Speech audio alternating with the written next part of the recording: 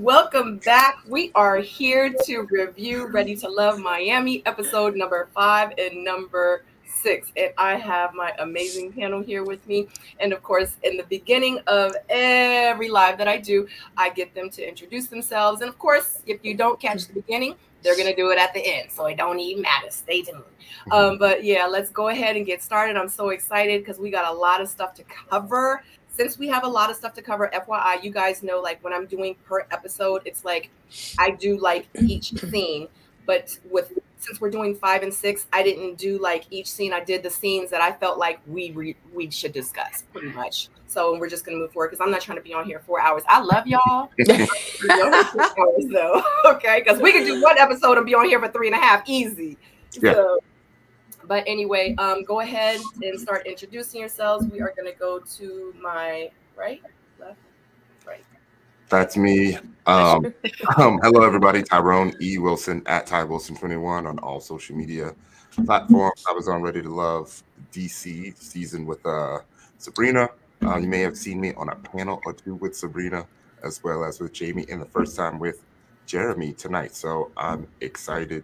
It's going to be a lot of fun. So ready. You want to go, Jamie? Okay, yeah, I'm Jamie Alexander, and I'm on-camera host. I do real estate investing, and I also started Loving Life Deep on Instagram, where I do group coaching for women who are getting out of overthinking and survival mode. And I'm having so much fun with that. You can follow me on my YouTube, which you can find right here, and there's a lot of great information and fun interviews. And yeah, I'm excited to kick it with y'all today. This is my wind down for the day. Okay, and I'm Jeremy Speaks. That I am your favorite, Black financial analyst, and I am a YouTuber. So yeah. And you all know that I am Miss Sabrina Soul here on YouTube and on Instagram. Make sure if you are not subscribed, definitely subscribe. And if you have not hit that like button, I would so greatly appreciate it if you hit that like button. And we're going to give you guys a minute. So we're going to shoot it for a minute or two. But I'm going to give you a minute so you can go and actually look up Ty Wilson, look up Jamie Alexander, and look up Jeremy Speaks. We are all YouTubers. We all have channels, and I would love so greatly if you would support all of us. So make sure you subscribe to all 4 of us. That would be so, so amazing. But before we start, how do you guys feel about Ready to Love Miami thus far, up until episode 6? Thoughts?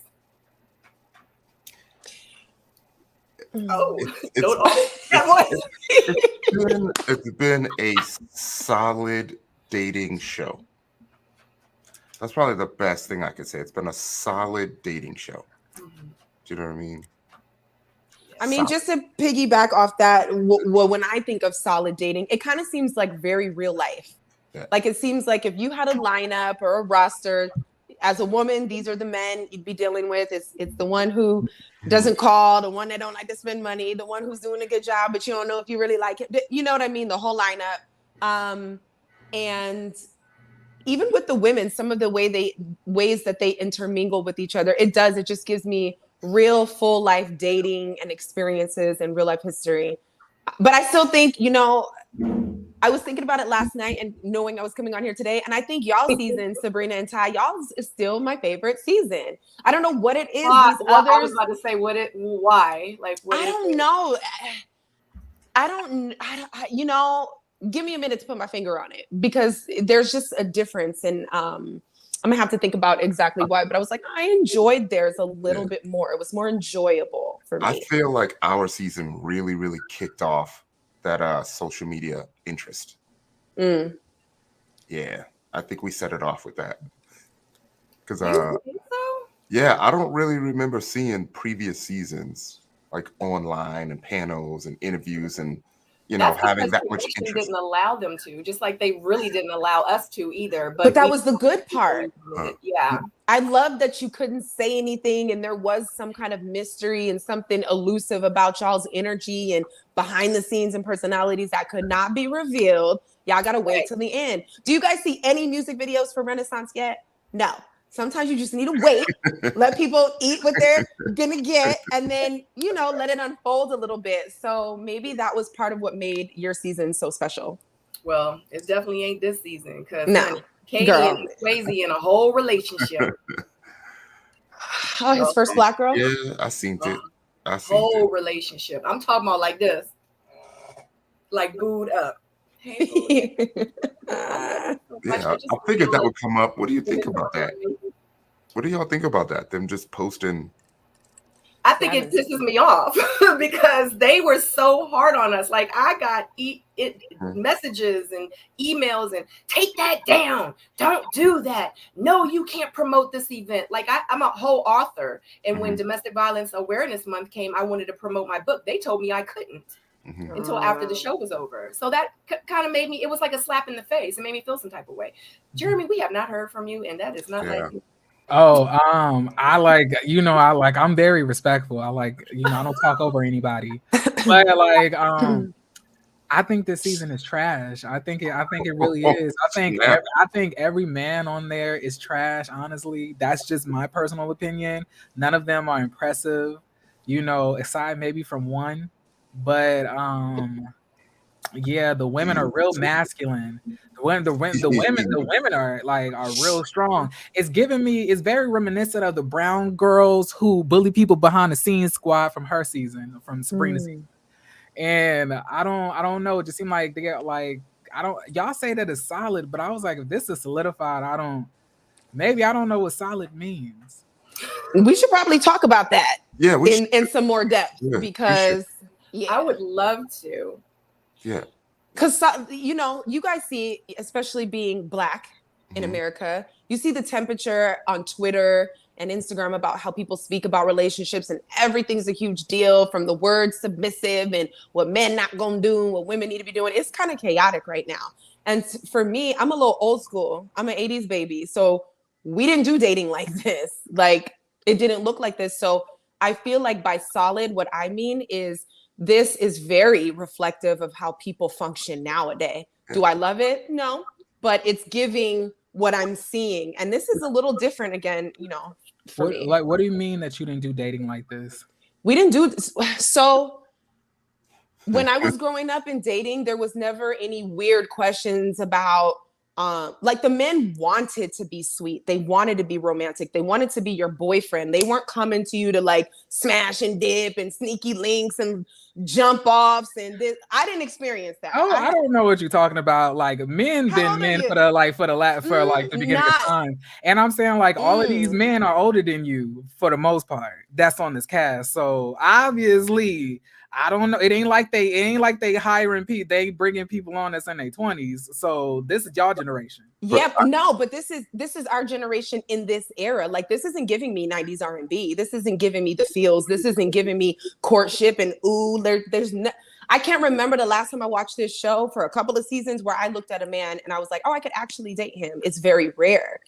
So there's something different. This climate, to me, on the show feels reflective of however people is dating right now. And it doesn't, We hear what you're saying a lot, Jeremy, and I always wanted to know, what is the expectation, when it comes to people allowing themselves to show how they date on TV? Something my expectations coming onto if I was coming onto the show, I would not be coming on here with any trauma. Crying every episode, or out here trying to start fights with the women, or out here arguing with the women, or bragging about how I don't spend money on women, or trying to dim every girl's light, like Mike, Justice, just everybody. Oh no, absolutely not. This show became a joke when they hired a stripper. That it became a joke right then and there for me. I knew at this point they couldn't be serious. I don't know who the stripper is. You don't know who the stripper is? Jay!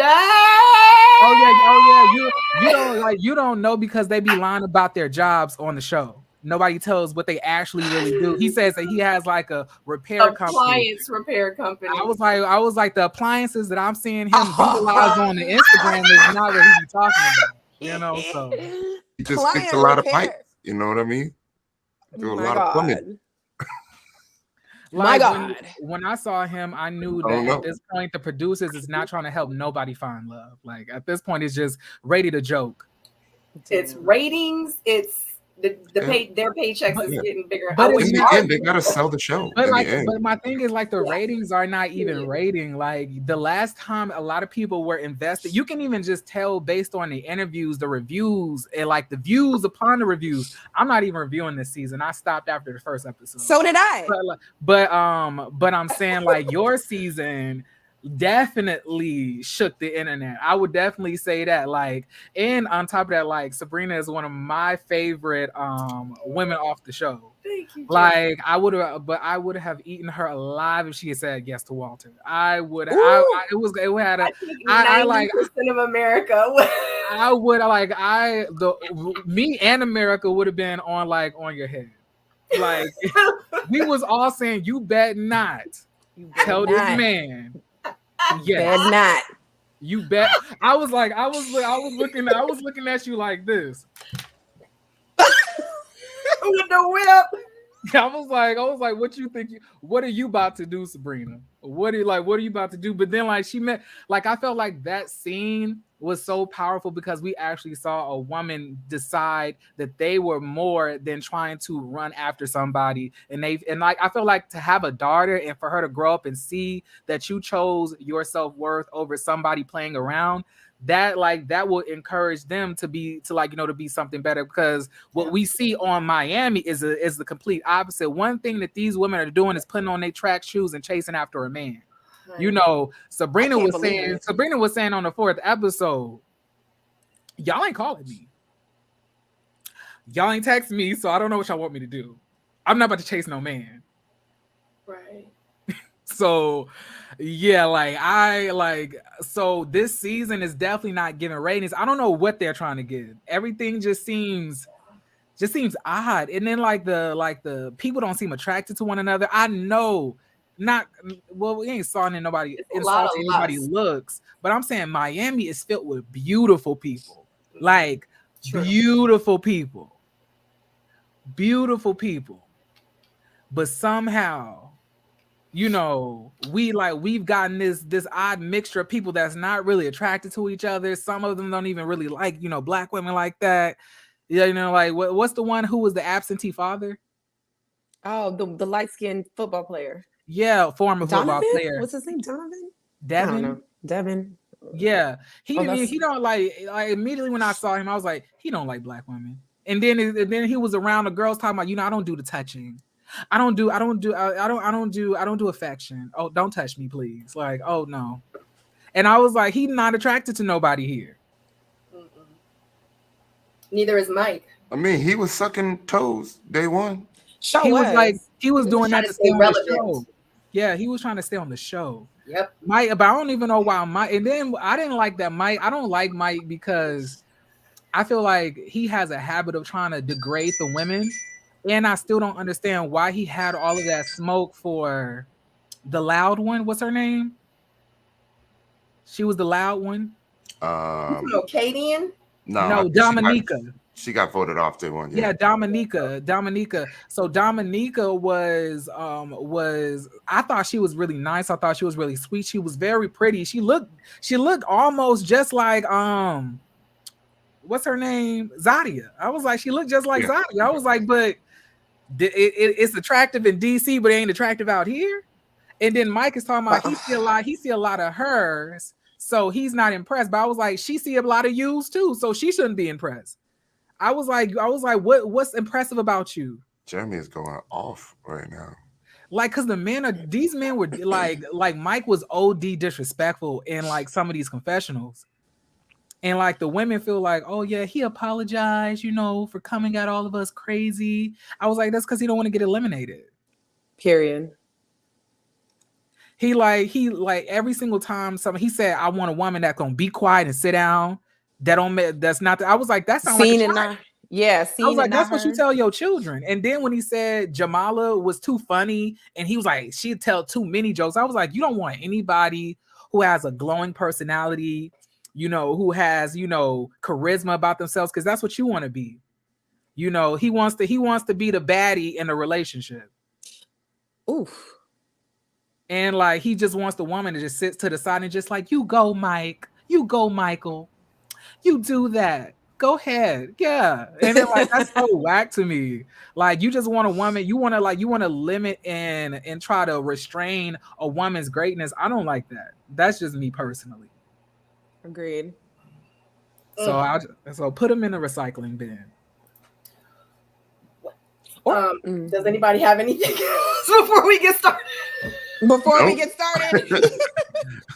No, I say, Jeremy, like you nailed it. Sounds good to me. I mean, I respect the opinions. I really do. Facts. That's what I can say. Facts. I always appreciate Jeremy's commentation in his reviews because he gives it to you straight, no chaser. He's always been like that from day one. And I remember I hopped on someone's live and he was on there and I was like, I love you, Jeremy. He was like, I didn't even think you watched me or you. I was like, I know who you are. Of course, everybody knows who Jeremy Speaks is. It's always surprising when the Ready to Love people come, like either slide into my DMs and tell me that they watch my content. Like I was really surprised when Takia told me that. I was like, oh.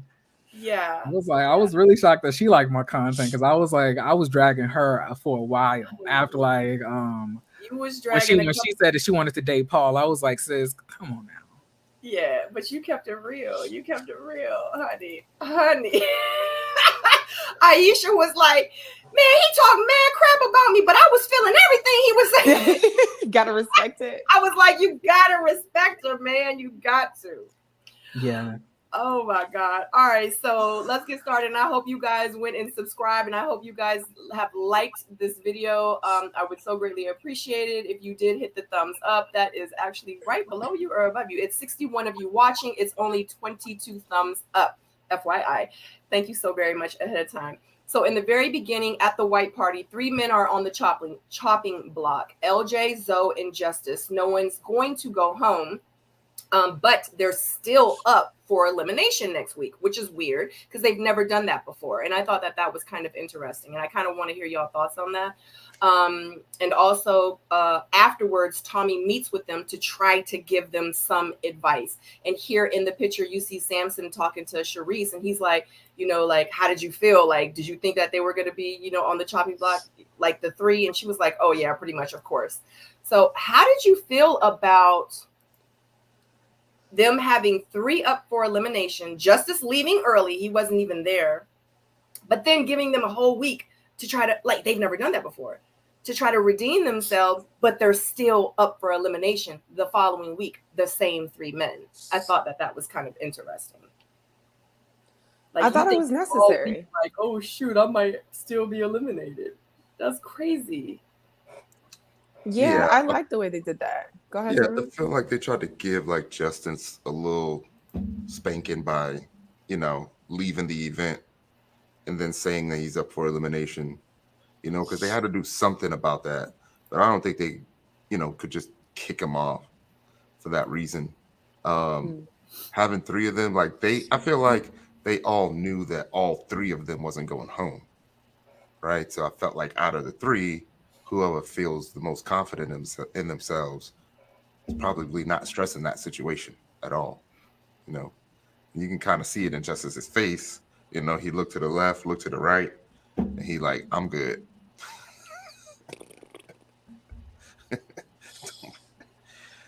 Hey, and Jeremy, I thought I was going to be hard on the men this season, but shit.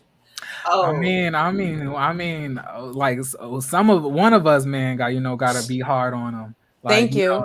If ain't nobody else I'm gonna do it. I usually am, but we appreciate it down from last season. Because when the women do it, it just seems like we're complaining, and then it turns around. Well, what are you as a woman doing? I'm good, okay. I'm talking about you right now. So when another man says something, it's like that's what we need. Some more bro code up in here.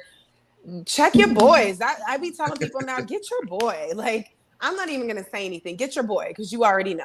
So I appreciate it. Yeah. So at this point, it really does seem that the producers want to save Justice for whatever reason that may be. I don't know what it is. I don't know why we're saving Justice. I went to Justice's Instagram page. And I was like, I was like, let me see, what this what this man, you know, who loves his mama I was like, it's obvious they're not really looking for nobody to be on this show to find love. This is ready to ruin your life. ready to touch your uterus. Like it's not ready to love. Like Justice is literally on here for exposure. But he's not even doing a good job with that, because what really gets me about him, and I'm not going to give it to just editing because I believe it is him, but every time somebody mentions something about some money or a date, or homegirl says something like, yeah, I used to go in there for free. That's my type of date. I'm like, right. Like, it's just horrific to me. That mess is horrendous. I mean, in real life. What you expect? Kayla, like, I think it was like Kayla was like, I need a man. Like, wasn't that what she said to Sharice? Like, I need me a man. I need a man. You don't need a man. I need a man. I was like, girl, like, this ain't coming across. I don't know. Like, I know that men want to feel needed. We all get that. Men like affection. Men like things that are soft and jiggly. You know, we wanna like lay on you. You like rub our head, our scalp and stuff like that. But once we see that you're at a point, you know, where you need us, not that you want us and that you want us to add into your life, that you need us, we'll start treating you any kind of way, because you're not going to get rid of us because you need us. That's how I go. Like, you need me, so you got me, but I'm going to be trash. But it's so funny because I see so many guys complain, oh, women don't need men anymore. Oh, y'all don't need us. You're so independent. Go do your thing. So it's like such a double-edged sword when it comes to that. I know there's an energy to it with what you're saying, Jeremy, but it's just me playing the other side of the coin. So what men are saying, like when they like what men are really saying when they feel like that they want somebody that's needed, they want you to have your own stuff most of the time. Right. They want you to have your own. They just want to feel that you need their male presence near, like, oh babe, my tires changed. Like the man don't want you hopping out of the car, getting the jack out the trunk, and, you know, putting the car up while he sits in the passenger seat. Well, some men do. I mean, that's what I just said. But, like, you know, they want to feel like wanted. They want to feel like they're needed in your life and those type of ways. But aside, like your foundation as a woman and as an adult, they want you to be solidified. They just want to feel that you need their male, like that male contribution in their life. You know, I don't know why men are saying that, because as soon as you ask them to pay a bill, they appear scurrying up out of the apartment. Like, but they say that they want to feel needed. Now, I don't understand. Jeremy, is this a bill or two, or I don't know. You know, when you ask them to, I was like, I don't understand men who say that they want a traditional girl, but then they have modern values. They want a traditional girl, but then they want that traditional girl to work, to split the bills in half. Right. To split the dinner date in half. Like, I don't understand that. That'd be weird to me when I hear that. So when Justice said you might have to wait 10 years for a date. Honey, who was he sitting with when he was like, oh, I got something for you, and it was a ladybug? Trying to take God's props. I died. I was like, well, it was free. He gave her something. Tommy said, be romantic. This nigga gave her a oh man. Ooh. I couldn't last 14 seconds in Justice's presence. I think we would fight. I think he just wouldn't like me, and I don't like him, and I just think I wouldn't be able to hold it back, and I think he would hate me for it. I just can't do it. I don't think Justice likes any woman with self-esteem, because what woman who has self-esteem would be okay with any other stuff that he has to put down? But long story short, men just want you to act like you need them. Honestly, that's what if we just putting it in layman's terms, you got to act like, oh my God, let me tell y'all, like you got that. You're acting. That's what they want. That's what it is. They don't want to feel like you need their funds to live, because then they'll feel like you're a gold digger. Exactly. It's very complicated. Let me tell y'all a real quick story. So I was in a relationship long time ago, years ago, and I was at a point in my life where I was like, I don't need a man to do nothing. I don't need a man. I want a man. You know what I mean? But I can do this. Like, I can do this. I can do, you want me to take the trash out? No, I got it. You want me to do this? You want me to open up the door? No, I can open up my own door. Like, that's where I was at. This was a long time ago, over like 15 years ago. So he and I, we started living together. And I think he wanted, and this is how he did it, I think he wanted me to need him. So he started doing stuff, not understanding that I'm in property management in real estate. So when stuff happens with houses, I know how to fix it or come up with the solution because I'm a property manager. The dishwasher stops working. I'm like, oh, something's in the dishwasher. This dude threw something in the dishwasher. So not the dishwasher, the garbage disposal would stop working. So I was like, I know all you have to do is hit the reset button. I was like, babe, the garbage disposal not working. He's like, let me come fix it. He put his cape on. Why one of the sinks? I was like, babe, the water not on. He like, let me take a look. He cut the water off. He went under the sink and cut the freaking water off. He threw the stuff in the dishwasher. So I'm sitting there looking at my back door. I'm like, babe, it looks like somebody's trying to break in. It looks like stuff is from over here. It's like they like, yeah, they trying to break in. He's like, aren't you glad I'm here? Aww. So yes, everything you're saying, Jeremy, you're absolutely right. Because he went to the extent to do all these things to make me want to need him. So, sometimes we have to act like it. I don't have a problem with saying I need a man because I know it's not coming from like, I need a man to survive. I'm a grown woman. I have all of my own things. I've been doing this fine with and without, but I don't have a problem using the language like I need a man. I want to procreate. I want to have some fun. I need some support. I don't want to do everything, all of that. So I don't have a problem. We need to function in nuances just a little bit more because me saying I need a man shouldn't sound like some needy, like that should be obvious, right? I mean, when you put the word need into it, it kind of does sound needy. I need it. I need one. I want one. I want a manifest one. I'm just like, I'm just saying like that. Thing. I don't know. Like it kind of is. Like I'm saying that like just that like I'm with the the thought and belief that things come naturally, and then when you try to force them, like it becomes like it gets further away. So like saying like I need a man, I don't I don't know how. To me, I never said I needed somebody, maybe food or something, but I'll say like I really feel like I want to be in a relationship. I really want somebody right now. I really need some affection, but I ain't gonna be like I need a woman, I need a man. How do you say it and it don't sound needy? I mean, the way you said it, I need affection right now. That sounds like something that would make me stay away because that sounds very selfish. Like, I just need somebody to do something for me right now. That's what I'm more hearing rather than just the general aspect of like, I need somebody in my life. Who doesn't? Or else we'd all be born on an island individually. But I guess it's the ear, because if it sounds like, I need a man, if we say it in that tone, it sounds terrible. Okay, so Jamie, tell me what tone so say it in your tone real quick. Say it in a tone that Jamie would say it in. It doesn't sound like me. If it was just me to say it naturally, I'd be like, yeah, I need a man. It's like matter of fact, like I need one. Yeah, I mean, at a minimum, I want to feel like I'm contributing to our success, right? So that's like me saying, hey, the only reason I need you in my life is to have my child because I can't have them on my own, right? So wait, so if it was the opposite, it would sound terrible. So you want a woman saying like, I need a man. I would want her to want me, and then I would want her to need me for some things, right? Even if it's affection, companionship, something, right? Like, don't tell me you don't need me at all. Okay, walk away.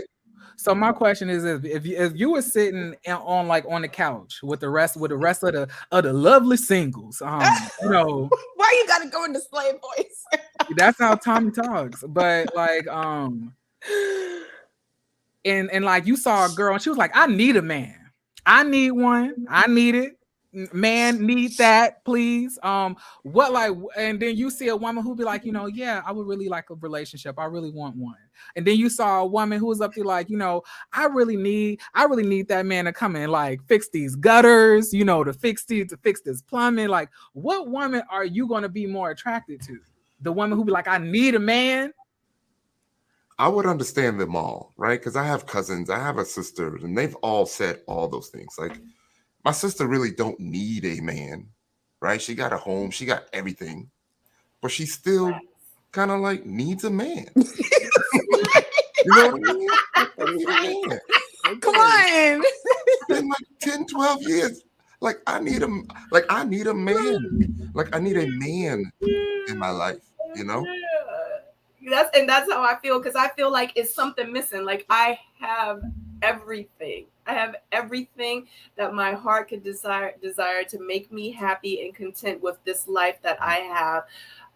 And, you know, I'm not a millionaire, I'm not rich, but like, I'm happy with what I have, you know. And if I could just have someone next to me to kind of complete my life, to share it with, would be amazing. You want companionship. Yeah, like I need somewhere to live. I need a car to drive to get back and forth. I need food. I need water, and yeah, I need a man. Okay, I'm not thirsty, but that's just the fact. Like, I need one. I want one. I need one. I desire. How about I desire one? Yeah, so I like that better. Let's go with I desire. Want is a terrible word. I desire a man, but like I'm saying, you saying that I want a man. What's like? I feel like that's better than saying I need a man. When you say that you need something, that means that you can't live your life without it. I don't need. But we've been living our life without it, and we're thriving, and we're beautiful, and we're shining, and we're glowing, and we have things, and we travel, and we look good, and we feel good.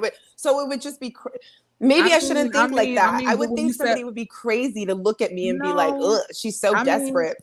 When you say that you need a man, you can be as thriving as you want to, but when you tell me that you need a man, I'm thinking that like until you find that man, you about 2 steps away from jumping off the bridge. Oh yeah, God, I don't need one. That's not I don't need one. Screw them. I hate that it sounds that way. So if it sounds that way, I'm using that because it ain't it. I'm just letting you know, like Tyrone is trying to be nice because he said I got sisters, I got cousins, I got aunties, but these men, when they hear you say I need a man, they think you desperate. I promise you. Okay, well, he knows it. Like he knows it. Like, yeah, I mean, it's something like I want one. I want one. I mean, I'm not saying she is weak, but I would, you know, kind of say she is the weak one emotionally at the moment. That's kind of crazy to me. Now, I'm not gonna say that no more. Now, notice I just brought that out of him, but just a minute ago he was talking about, you know, my. No, I'm not saying that it's bad. I hear you, Jerry. I'm telling y'all the real, but y'all don't want to hear me though. I'm telling you what men think. I receive it. Oh my gosh. Okay, guys. So I just want to quickly. Y'all are so funny. All right. So, let me read my notes because I hadn't forgot about the notes and everything. Well, I do know Zoe popped Trinika in the head at the beginning of this. Honey. The group date with Zoe, Justice, Sharice, Katie, and Trinika and Jamala. So Zoe hits Trinika hard in the back while they were go-karting, and it pretty much hurts her hand. She's upset. She's like, I need a minute. Afterwards, they all get together and they're talking. Zoe's like, yeah, I'm first person. She was like, second. So, excuse me, Sharice is standing there and she's like, barbecue him. He hears it. And it doesn't pretty much go well with him. He doesn't say anything at that moment, but later on when they're having a conversation, he does. So I can kind of start it. You guys can, I can go into my notes. Pretty much Sharice starts the conversation by asking Zoe while they're playing pool what his plan is. He says that his plan is to be whoever he is and be authentic and genuine. Of course, he had a whole girlfriend the whole time, so I don't know what that part meant. And pretty much that's all he knows. Sharice wants to know where they stand in this process. He says that's a great question. He's like, I should be asking you. He hasn't reached out to her since the white party, and he doesn't seem to be interested, and he doesn't seem to be interested, and she says she ain't chasing no man. Zoe states that he has seen a different side of Sharice and he doesn't know about her anymore. Zoe says that she is pretty much fake AF And she's like, yeah, I'm not. He like, I ain't want you. She like, I ain't want you either. And then she starts crying. He starts getting a little bit more belligerent. And yeah, thoughts. I think he hurt about something. You know what I mean? There's something more there that we didn't see. He seemed to be hurt about it. I watched it like 3 or 4 times a day. You know, and the more I watched it, I understand what both of them were trying to say. But I feel like at this point, I want to know what Zoe feels Sharice is being fake about, and Right. why is he upset about that? Do you know what I mean? Like if Right. they can both come to an understanding that we just ain't making a connection, then just let that be what it is and just say that. I can also understand that, you know, he's saying that she's fake about some things, but the extra piling on, like, I don't understand that part. You know what I mean? Especially if there's truly no feelings about it, then what are you sitting there arguing for? Like, what are you getting loud about? You know, just say your piece, walk off. You know what I mean? But like, you want to pile on, you want to like literally scream her out of the room. I don't get that. You know what I mean? He knows his camera's there. He knows his people's watching. So, you know, back to my original question, what is she being fake about? And why are you upset about that? You know what I mean? What didn't we see? And then at the end, you know, to not show up shows that lack of accountability. You know, the conversation showed, you know, a lack of emotional control. You know what I mean? For real. The screenshot. You know what I mean? Like that lack of, you know, that emotional maturity and understanding that, you know, this woman may have triggered you, but you can't let that, you know, you can't let that get to you to the point to where, you know, he's expressing himself in the way that he did. You know, I just don't get it. And plus, you're on a date, man. Right. Let them win. What's wrong with letting them win? All right, that's it. Yeah, I would have to agree. It kind of seemed like to me at some point, I'm really, you know, big on energy. And, you know, sometimes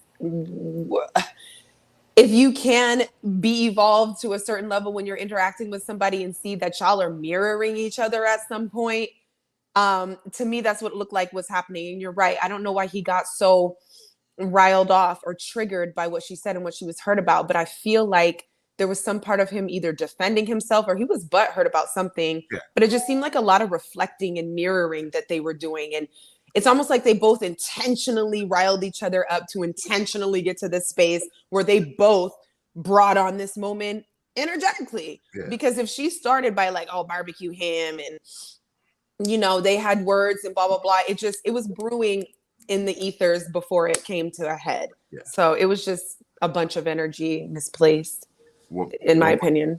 One more thing, it feels like he knows something about her in somebody else on the cast. So when he's seeing her acting like she wants to get to know him and have a relationship or blah, blah, blah, it's kind of pissing him off and he don't know how to respond to it other than the way that he is. When he could have just been like, yo, like, I know that this is not what it is, but if you still want to date, we could date. You know what I mean? But don't be acting like you really want to get to know me when I already know all these other things about you. I mean, was he trying to be overly whatever? Because, like, I mean, to me, it looks like she has lip injections. Like, I don't know what else she's done, but was he trying to be like, you're fake? I know for a fact. Like, look at, like, I don't know if he was trying to dig personal. or. I think it was something personal, something emotional. Her wig. Or for him to even care like that. You know what I mean? Like, they all got, you know, weave, hair pieces, all that stuff, right? So, like, I don't think it's that. You know what I mean? Because he ain't addressing nobody else that way. So it makes me feel like with her something emotional. Like he likes her. No, he don't. And she don't like him. Facts. That's exactly what it is. And when she was like barbecue him, he heard, because Katie even said that she was talking to him all weekend. And that was the issue, that he heard it. It hurt his feelings. And I think he really liked her. And when she did that, it was like a slap in the face to him. And obviously he has issues with something. Rejection. What is it? What is he gonna say? Rejection. I just want Katie to mind her business. She's too in everybody's business. She don't know what everybody was doing. What was she doing? Let's talk about that. But anyway, I understand. Go ahead. I feel, and this is just me, I feel like it was a multitude of different things. I feel he was not only upset that he was on the chopping block because he's up there like, y'all, the women don't want me. The women don't want all of this. Dad bod. He was like, oh, the women don't want me. Then the woman that he did end up clicking with wasn't even necessarily sexually attracted to him anyway. And then that brunt of rejection is what did that for him. But he didn't necessarily like her because, let's be real, it's already been out there that he had a girlfriend doing this whole thing anyway. The whole thing. So I'm saying, like, he does not want any of these girls. It's just, to me, it was more so an ego thing. But when she said barbecue him, it was when he gave Trinika whiplash. Facts. That's when she said barbecue him. And then my thing is, like, all of that aggression that you had, all of that, like, you so fake. I love Charisse. The way that she was like, why am I fake? I love Charisse too. She was like, I didn't like her, but I love her. She was like, oh my God, but why am I fake? I was like, that would have been my reaction. I was like, well, why am I fake? Hold on, I got something for you, Jeremy. Here you go. And you know I do. Yeah. She was like, why am I fake? Flabbergasted. Yeah. I feel like we didn't get the whole conversation. And then my thing is, like, he was mad that she came over there to talk to him, but he was the only person that was left to talk to. Yeah. Everybody else had somebody talking to them. So don't nobody want to talk to your short, stubby self. It's the fact that you're all that's left. And that's why you're mad in general, because you're all that's left. Don't nobody want you. Wow. And then you thought you was going to be able to have all the girls fiending over you because you got this big old beard.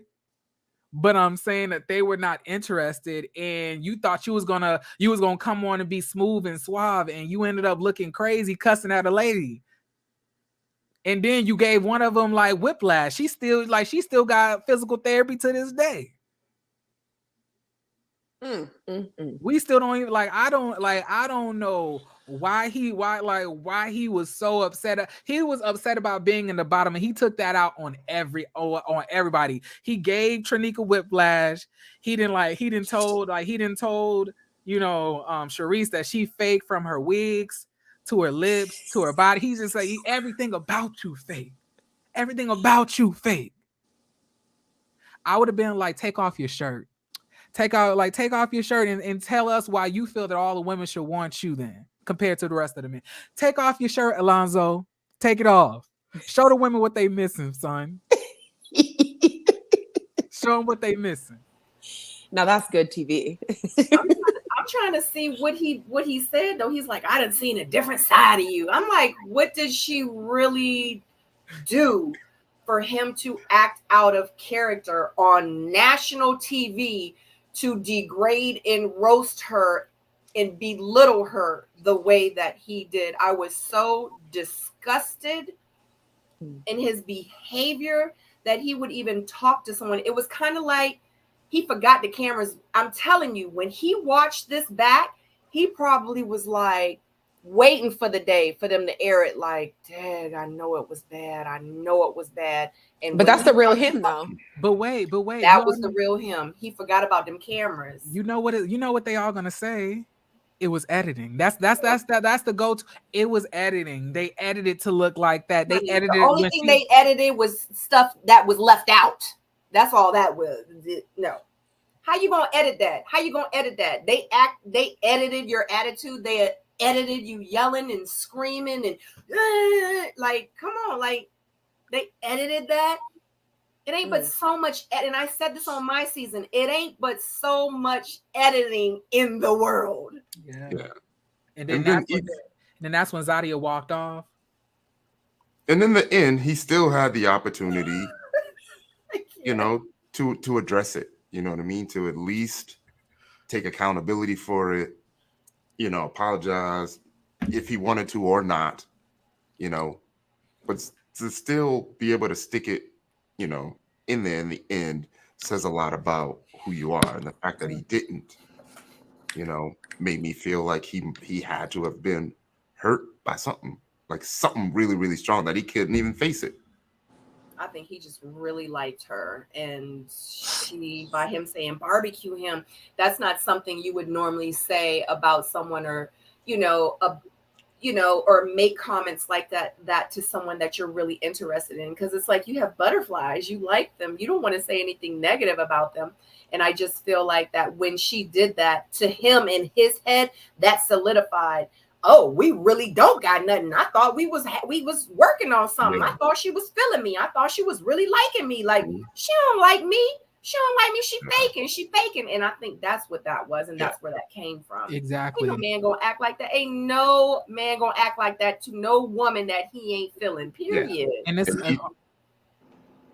go ahead. I was gonna say, and even that could have been about anything. And instead of just focusing on what Sharice said, like he didn't even take into account who Sharice was saying it to.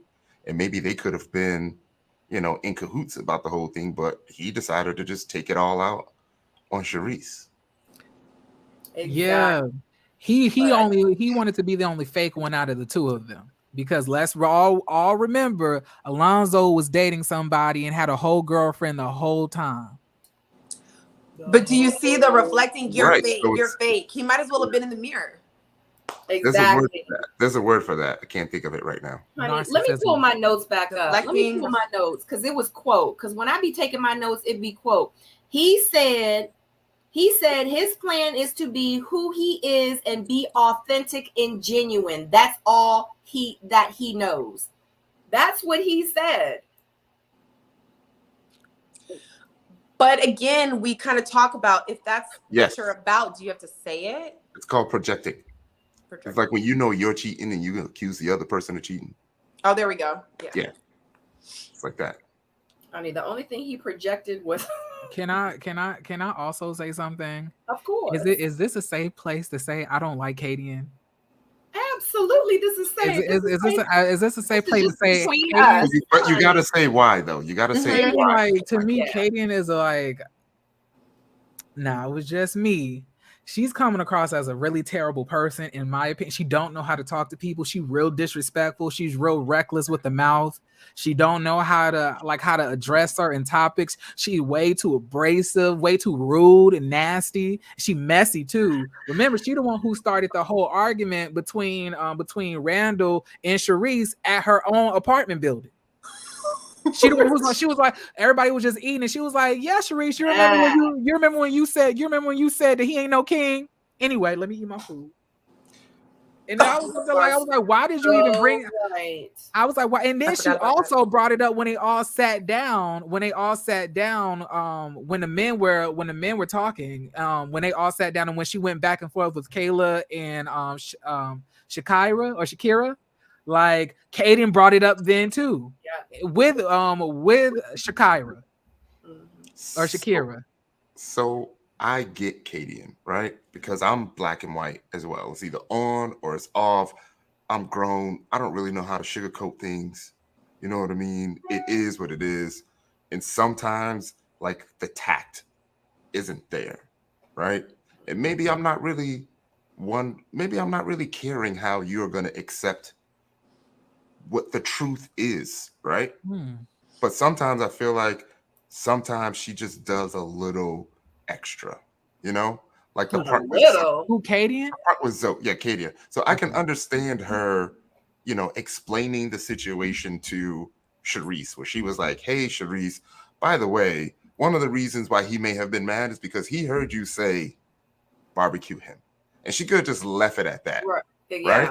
But to come back and be like, "Well, typically, if you're gonna do something like that, then don't be expecting, you know, somebody else to not be mad, blah blah blah, and then act like, you know, the victim." So now she's defending Zoe, and I felt like that part might have been a little bit extra when she didn't really need to. She could have just said her piece and been done about all weekend. She's not like she doesn't like other women. She's male identified. She's this season's version of Joy from last season.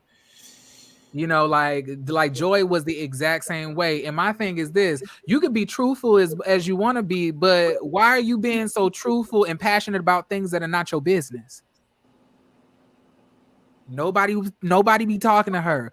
Who trying to holler at Katie and except for the one dude? What's his name? Swayze. I was like, anything else, Katie just butting in other people's business, being messy. But let's talk about what Katie do. Let's talk about why we don't like Katie, and let's talk about all the things Katie do that irritate everybody. Guarantee you she won't accept it like that.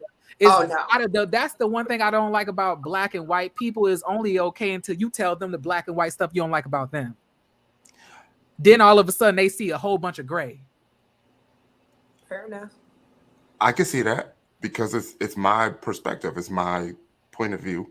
So yeah, I could definitely see that. Oh no, I don't have. I wouldn't get upset. I get it though. She's rough around the edges. What about you? Say you wouldn't get upset? No, I think she's just strong-minded. She's just mature about it. I feel like, I've said it before, I feel like she's seen a lot of things and she just would rather cut to the chase, right? She's not about the BS. She must be an Aries woman. Can I ask a question respectfully? Yeah. What about when Katie said that you were aggressive with her? When you told her that you didn't want her, and you was up there, I'm not aggressive. I did not say it like that. Huh? When Katie says, when you said that Katie was aggressive and she was like, no, I'm not, like I'm explaining to you, and you was like, but you were aggressive, and you didn't like, she was trying to tell you. I got upset about one thing, and then that's when she called me cold in my delivery, right? Even though it was just straight up and the truth, I was not trying to be cold in my delivery. I think that was the only thing that I might have disagreed with. Okay. All right. So I get it. I get it. Hold on. Who are you talking about? Her name is Carrie. It was Carrie. I don't know why I thought it was Katie. He called me. He told me this. He was cold about it. Oh, I remember. I was like, no, I wasn't. Like, I struggled getting it out. Right. But maybe because you are so black and white, you don't realize that you can come off a little cold. But I'm saying, if somebody tell you that you come off cold, and you literally tell people what it is because you see in black and white, and they say, well, you come off cold, how you going to be mad that they're telling you their truth when you feel comfortable telling people your truth? No, I get it. I understood it. I accepted it. That was the only thing that I didn't think I was. Okay. But I get it. Understood. Mm-hmm. Well then, moving forward. So let me go ahead and put this screenshot. So and this don't have nothing to do with nothing, but I just need Of course it does. What? Of course it does. No. Okay. Because I said I don't want to talk about everything, but I just need y'all to let me know how y'all feel about LJ. Just real quick. Poor guy. He's just trying. He's just trying to be up in the mix. And mind you, this is after Tommy told him, be more compassionate, more available. Yep. I think he's just trying, He's up there like, I ain't gonna get sent home tonight. Yeah, he's just trying. Anyone is physically attracted to LJ. I mean that in the best way possible. My drink is gone. I don't know if anybody's attracted to him, but my thing, like, can you please put that screenshot back up? Do y'all see the hurt and pain on Sharice's face? The drama and prime time. This I got another one for you. This looked like it looked like a scene from the Have and the Have-Nots. Just doing my job. I feel like I'm watching my stories. Girl. I'm just doing my job. It's just a lot. It's hard for me to believe I was not trying to be mean. I was just saying it just seemed like nobody's attracted to him.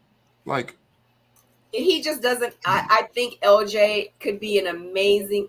not could be, I don't know him, but I'm just saying he could be an amazing partner. He seems like he's so compassionate and sympathetic and empathetic, and he seems like he could be like a romantic guy. I don't know, just from what I see, but in real life, at the end of the day, he has no swag, none whatsoever.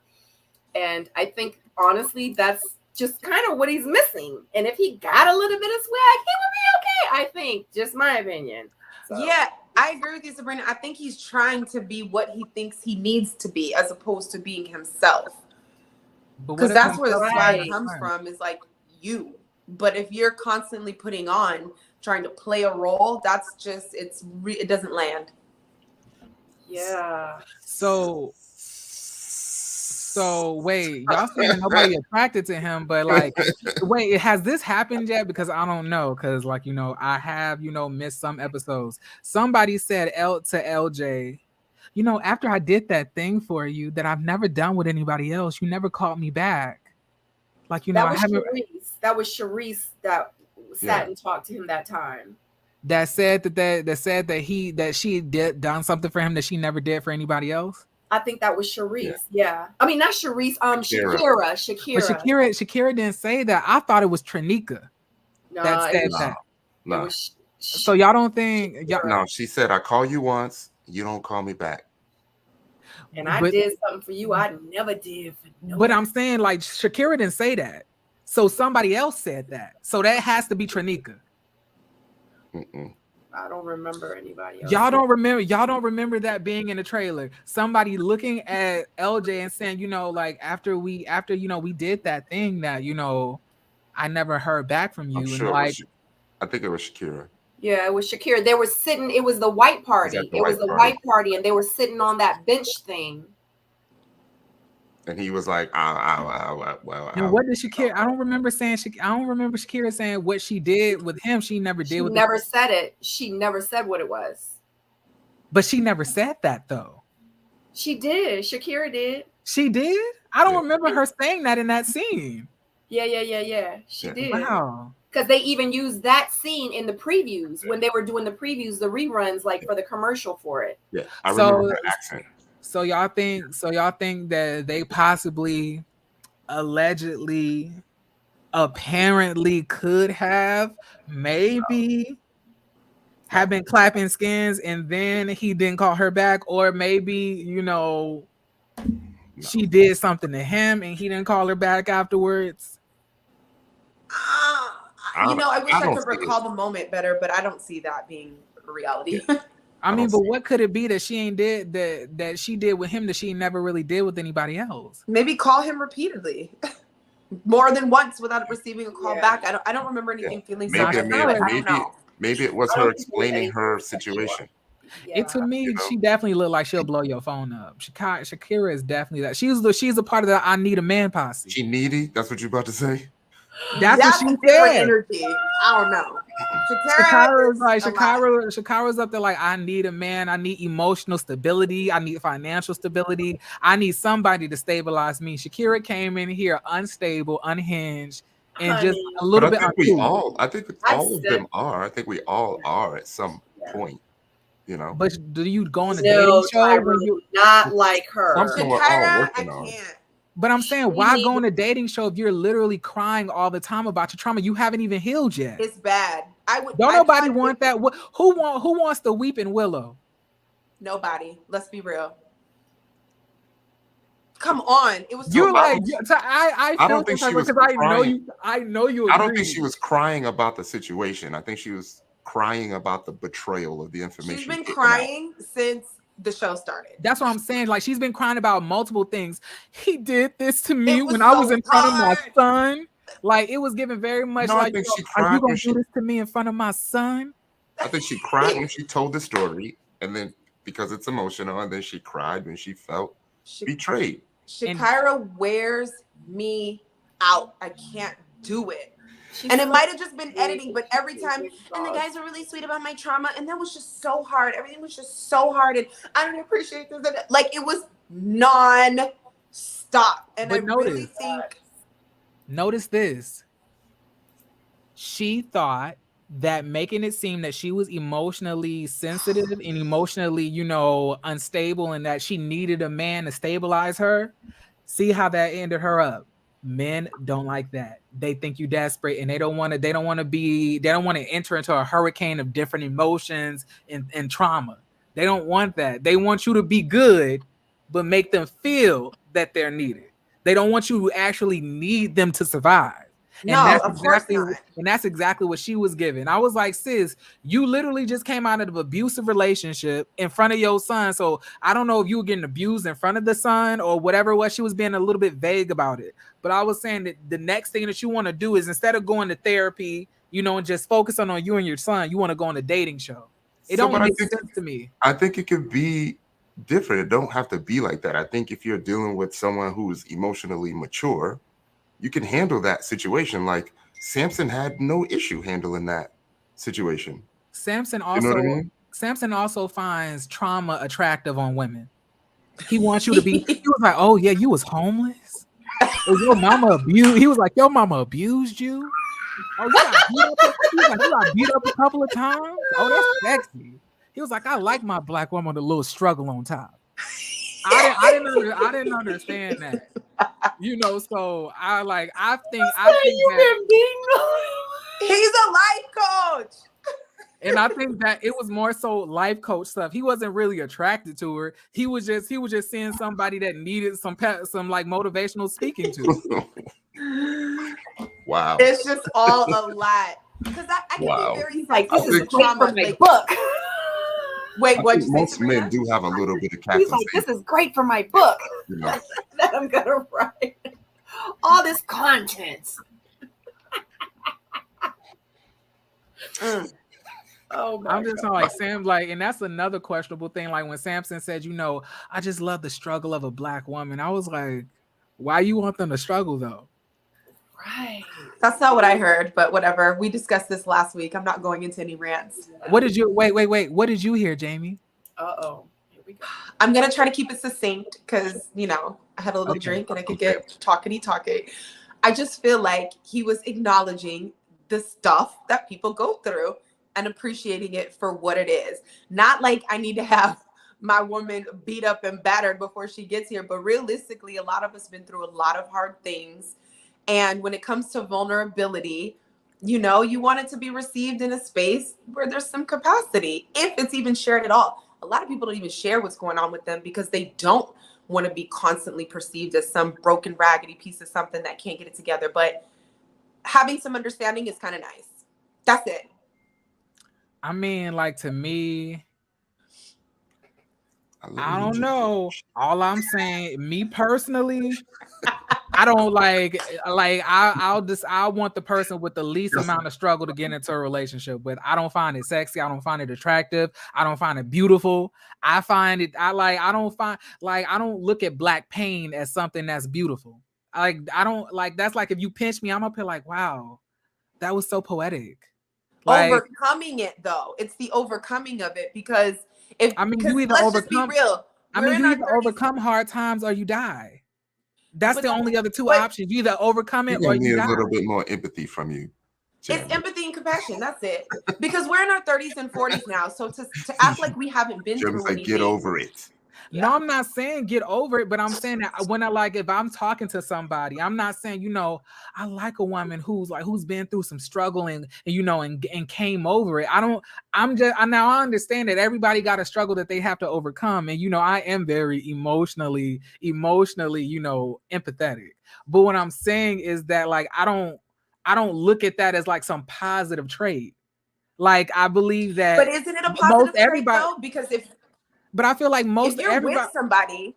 But I'm saying most everybody has traumatic things that they've been through. Sabrina has traumatic things. You probably had traumatic things. You was in the military. I was in the military. We both went through some traumatic things that we had to overcome. I think he was just saying that he can identify that, and he likes, situations that he can identify with. If you haven't been through any kind of struggle, that you may not understand my struggle. To me, I feel that what I got from it was that he liked that because of his work, it also intercedes on his relationship choices. So he likes people that he can save, or that people that needs him, or that people that, you know, may not be in the best place, that he could try to help get to the next place. From Captain Save-A-Ho, you know, you said it right. I just said that. So I'm saying, like, and then what happens when he saves you? When the saving is done, he'll get bored and move on to somebody else who got some trauma that he can fix, or he'll traumatize you and refix it. Oh God, no, please. Ooh. You don't want to listen to me, I'm trying to tell y'all how it works. I'm not gonna front. I could be the green one. Sabrina knows. I be telling her all the time, like, girl, this is what happened. I know. I couldn't. What did you feel, Sabrina, when he said that? She said what you said. You should listen to Sabrina.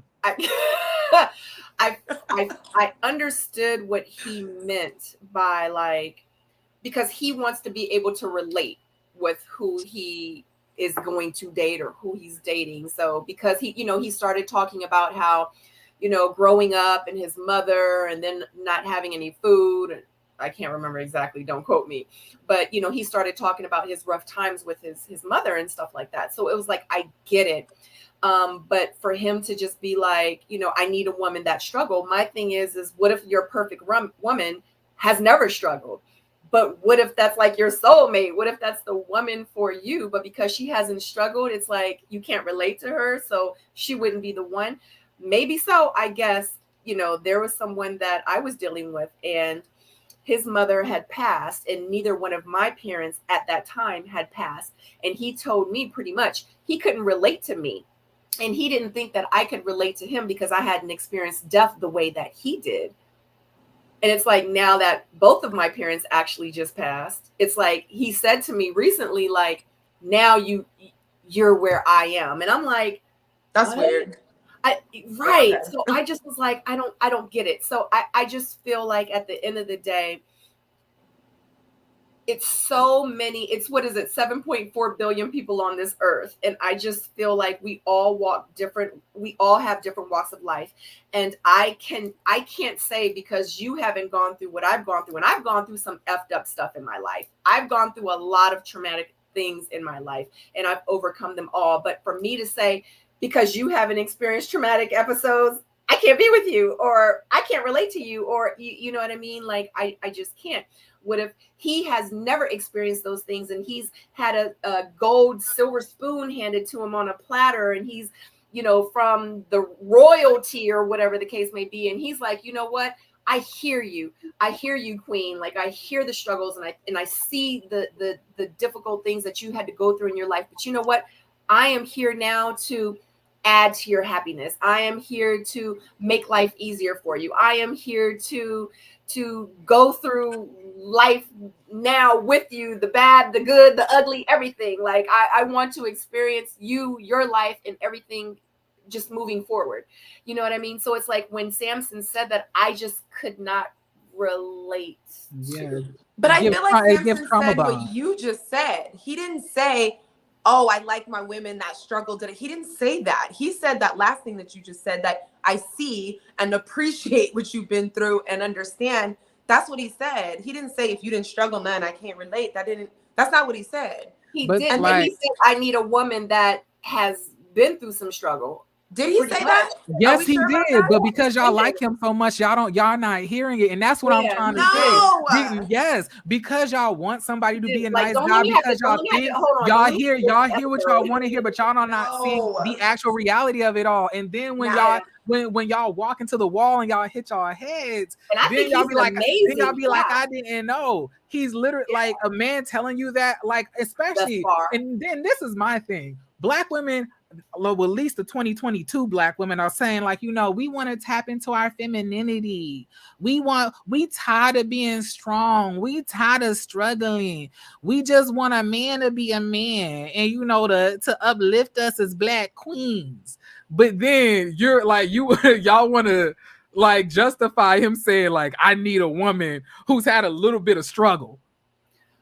Why do you? That's what he said too. That's what he said. And that's why I was like, why I gotta have some struggle, even though I have. But I'm like, but why I gotta, like, but if I hadn't done any kind of struggling, does that like count me out? Like, what if like I had a good life? Like I didn't have any struggle. What if my parents were like the parents from from that's Fresh right. Prince That's of the Bel point Air? that I'm trying to make. Yeah. That's the point that I'm trying to make. So does that rule me out? Because he did say that. Let me pull up this episode real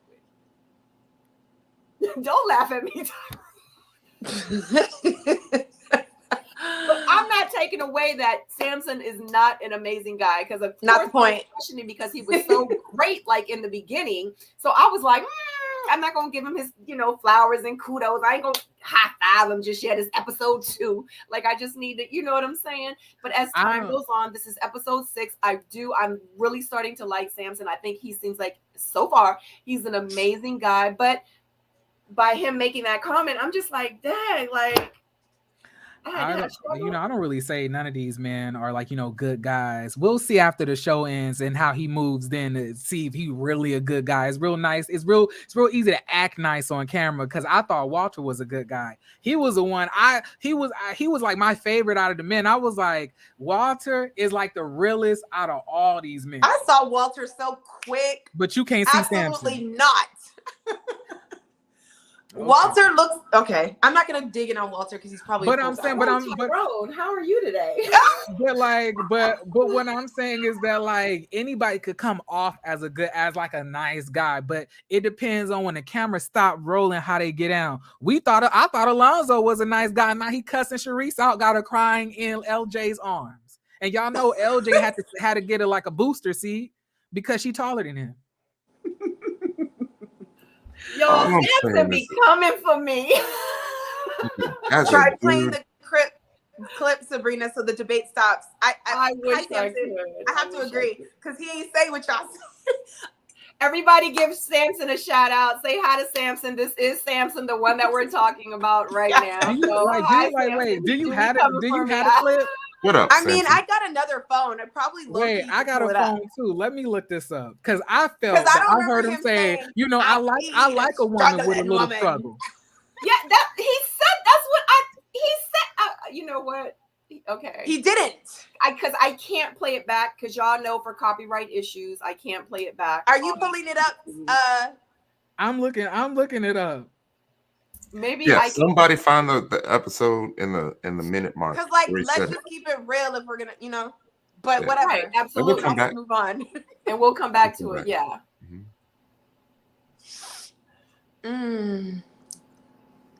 As a dude that's been in the dating scene, I've seen all these other dudes' techniques over and over and over again. So when I see it, it stands out a lot. And this is in every season.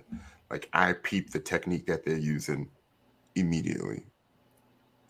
So let me ask you this, since we're talking about Samson, do you feel like he has a technique, or he has a strategy, or he has something that he is doing on the show to place himself in a position to make himself favorable?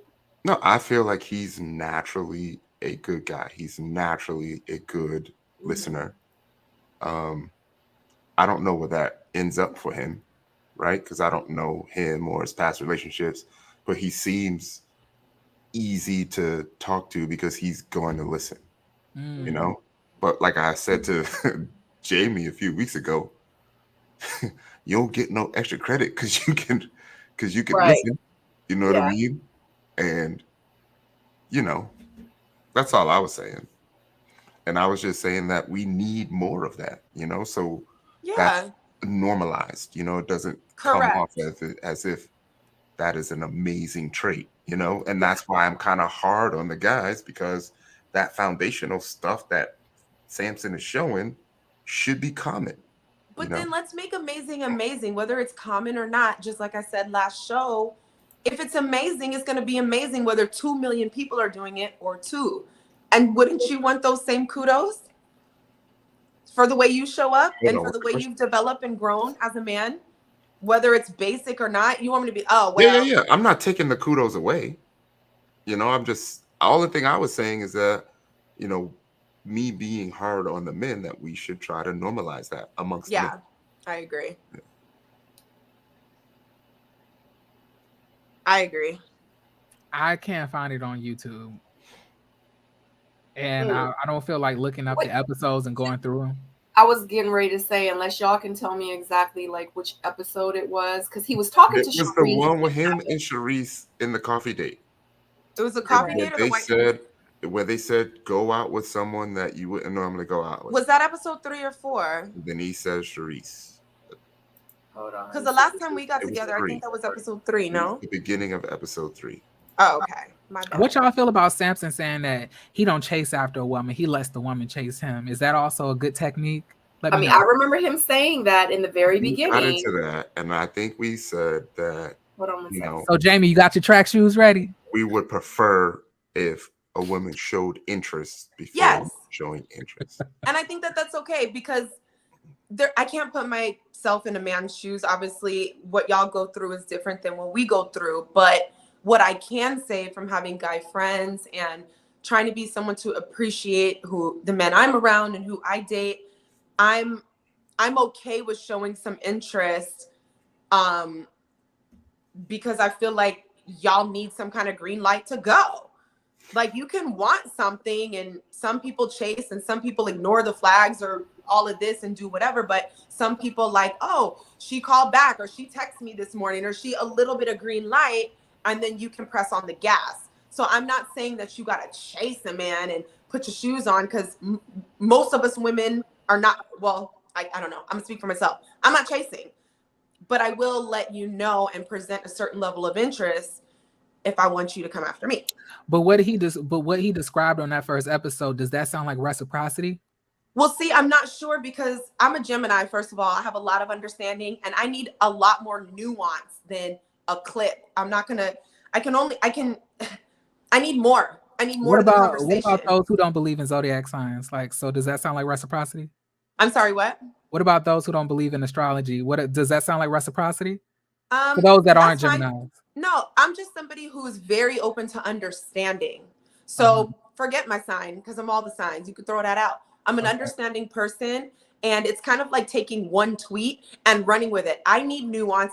I'm an on-camera host for a reason. I need nuance. I need conversation. I need depth. I need more questions. I need to see where things are coming from, because just to take one clip and try to paint a whole picture, like, I'd be having way more questions than that. So that's what I got from it. The best I could get with what I got. So Samson said, a man can only be interested in a woman that is interested in him first. No need to pursue someone who doesn't want to be pursued. Simple math, especially in Miami. Listen, that's, to me, sounds like low self-esteem. Do you want a woman to approach you, Tyrone? And or do you prefer that instead? So that last line where he says, no need to pursue someone who doesn't want to be pursued.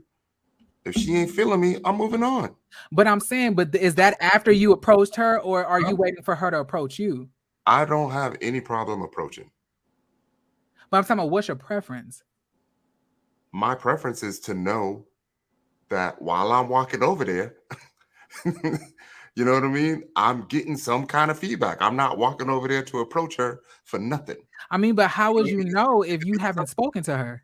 She's giving me something. There's some nonverbal communication going on. But he's not saying to me, he's not talking about nonverbal communication. To me, he's saying that he doesn't approach women. They need to approach him first. To me, that's what he's saying. I didn't get that. That's not what I got either. That's what I got from that. He said a man can only be interested in a woman that is interested in him first. No need to pursue someone who doesn't want to be pursued. Simple math, especially in Miami. How would you know if somebody is interested in you? You have an idea. She'll let you know. Okay. She will.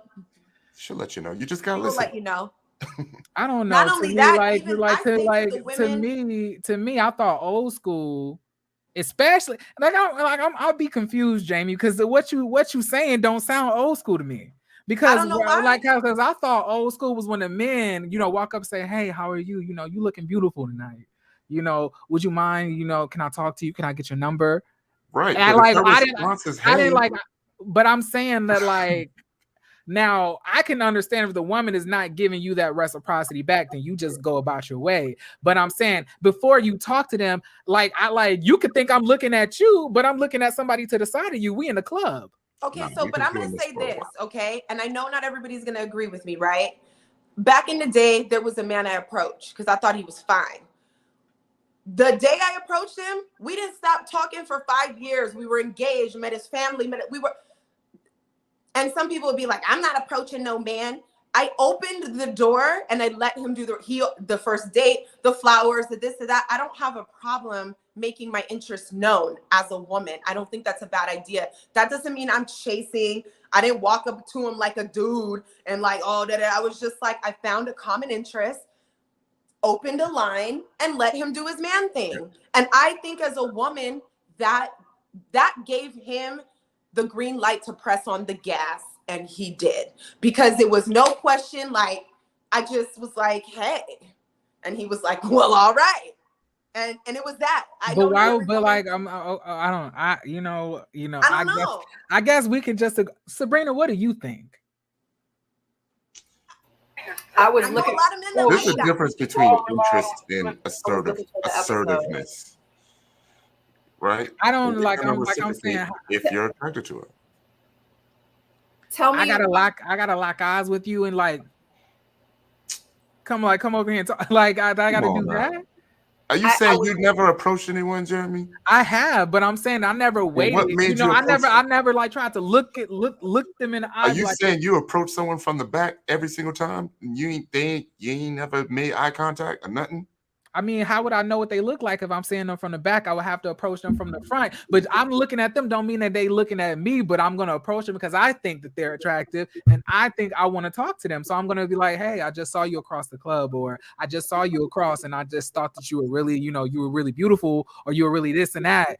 And I want to know, would you like to talk for a minute? I wouldn't be like waiting for you to like give me some type of sign across the, like, are you gonna like talk? No, I'm not saying do all that. Because sometimes. But I'm saying that how do they express the interest? I'm okay with being clear, so I'll just say that I'm gonna talk to you. I'm gonna let you talk to me. I'm gonna look at you. I'm gonna let you in my space. It's your choice if you want to press on the gas. That's my reciprocity. That's my move for reciprocity.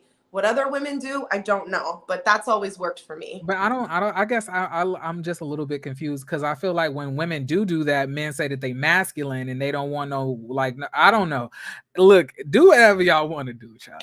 But I'm just saying that, like, to me, that I don't know how, I never heard a man around me say, I don't like, I ain't chasing no woman. I don't like if if they ain't show me that they interested in me, I ain't gonna I never seen a man like say that, or I don't even know how that works. I thought a man shows the interest and then a woman reciprocates that back or not.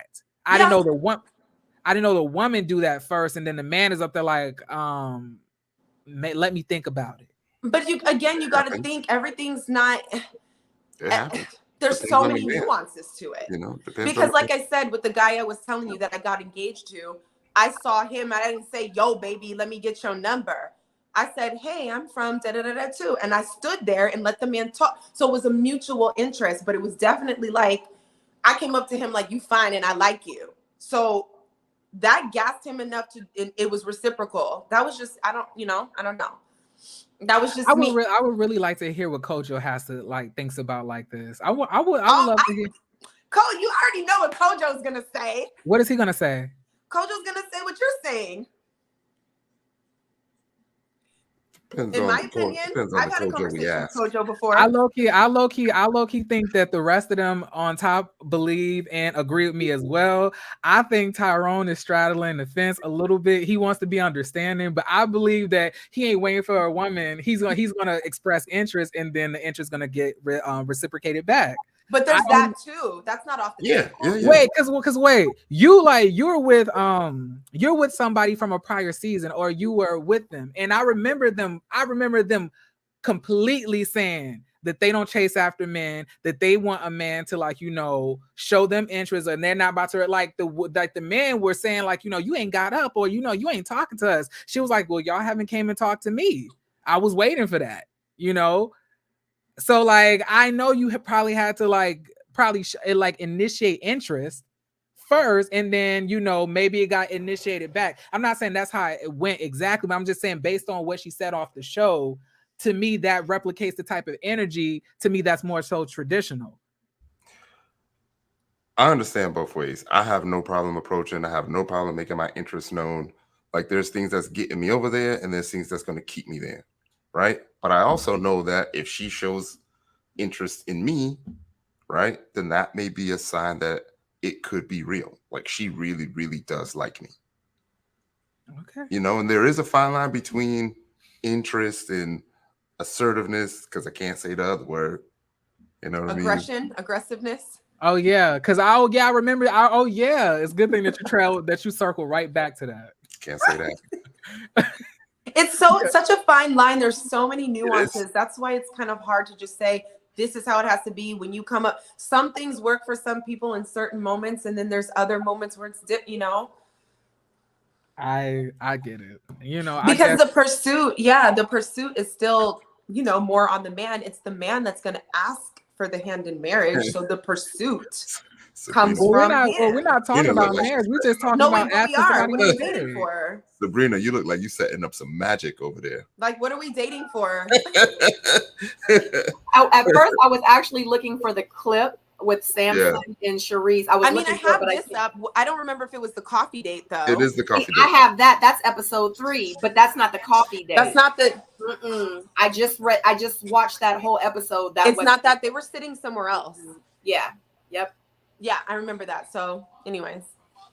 Was it the white party? I think it was the white party. I think when they sat off in the corner. I don't know. Maybe it's just me, but I'm just tired of this aesthetic of Ready to Love, that it always seems that, it's the women fighting over the men. Like the women are always fighting over the men. And I feel like that mindset of, the woman needs to show me interest. The woman needs to do this first. I feel like that contributes to women acting like this is the Hunger Games for a man. Yeah. It's because the men aren't willing to be vulnerable. Or they're not willing to be assertive. Vulnerable, they don't want to lose publicly. We've seen that many seasons. They're afraid to get played. If the woman gives the green light, it's the white party. Okay. I sent you the link. I sent you the link, Samson. If you want to join, I put it in the chat, and I also DM'd you. So I would love to hear what. I would love to. Yeah. So everyone wants to hear what you have to say. So if you check your Instagram DM, I sent you the link there, and also I put it in the chat. So if you want to join, because to me it sounds like you're insecure about rejection. To me, that's what it sounds like. But then you got to look at energy. Does he really give you the energy of somebody who's insecure about rejection, or does Zoe give you the energy about being insecure about? There's two different energies right there. We'll see. We need to see him get rejected first. We need to and see. Then we'll see how he reacts. Yeah, we need to see him go at somebody. Yeah. Instead of just listening. Fair enough. All the women came after him, so he didn't like. Is I'm saying, so I don't understand. I feel you. You there's validity what you're saying. I'm not trying to just, I feel you. I just all I'm saying is how many times are we gonna have these seasons where the women are fighting over the men, and the men are just sitting there looking like I guess kings, just sitting back while the women are pulling each other hair out. I said, but it's like that every season. Every season they make it's like the women are chasing the men. They asked me, they were like, go over there and go talk to Walter, go interrupt him and such and such. I was like, and I will never. I was like, y'all got me twisted on that shit. Can I talk to you for a moment? What? I'll wait. Samson says, copy that, stand by. So I think he's coming.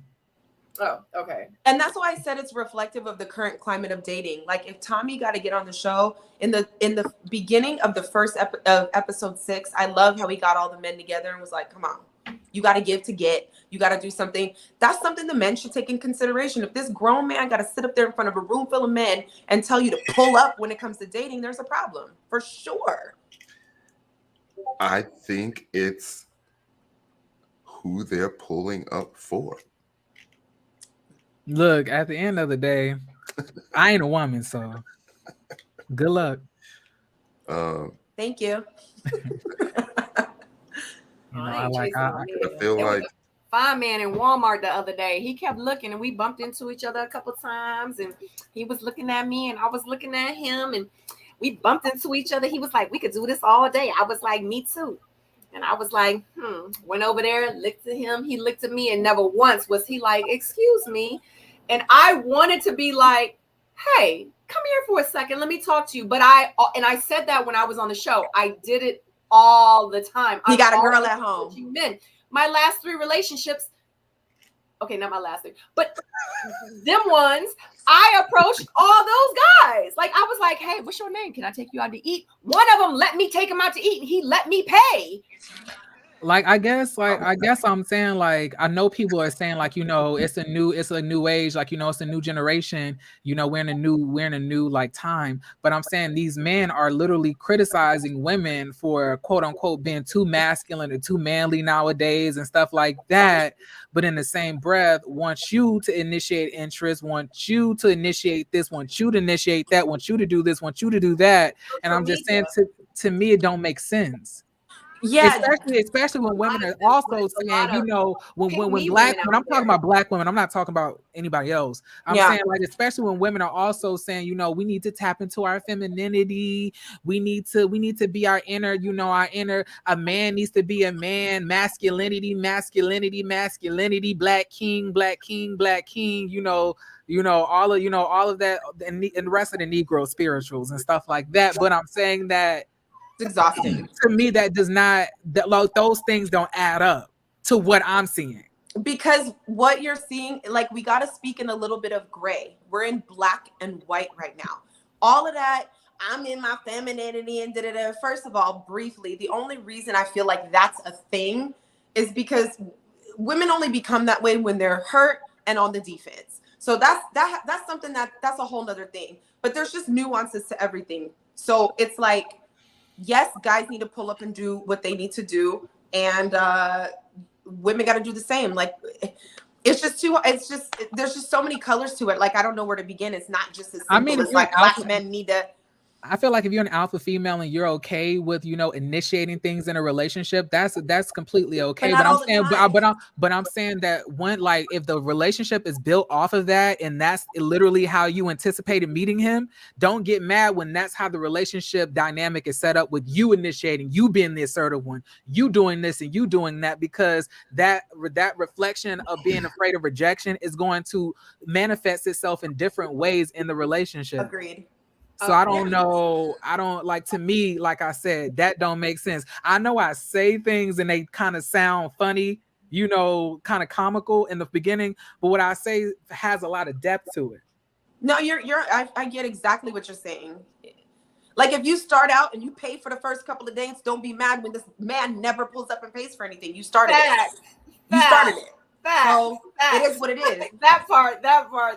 But assertive and available are 2 different things. Making yourself available in a feminine way and being assertive, that's 2 different things. But I'm saying, but when a man literally says, I'm not going after no woman, they gonna need to come after me. And I understand the whole difference between pursuit and interest. It's a difference. But I'm saying, if every single time a woman has to initiate the interest first, to me, that shows a reflection of something inside of you that might have some insecurity about you showing interest first, that you don't want to have to deal with rejection. And that ain't no shade, there ain't no disrespect. A lot of us are afraid of rejection. But I'm just saying, don't make it seem like that's just a normal thing. That's not normal, and that's a byproduct of some type of phobia, in my opinion. I hear you. I hate to interrupt, but we have a special guest that is about to join us. Let's hear from the man himself. Hey, what's going on? Hey, Samson. What's good, bro? Hey, what's going on? Ty, you still out there in Miami? Here we go. Yeah, I did, man. I did. Good. I had a earlier today recommendation for you, man. I'll give it to you next time you're in town. Yeah, I saw it. Thanks, man. Yeah. So what's going on, Sabrina? Jamie? Hey. Nothing. Hi. How you doing?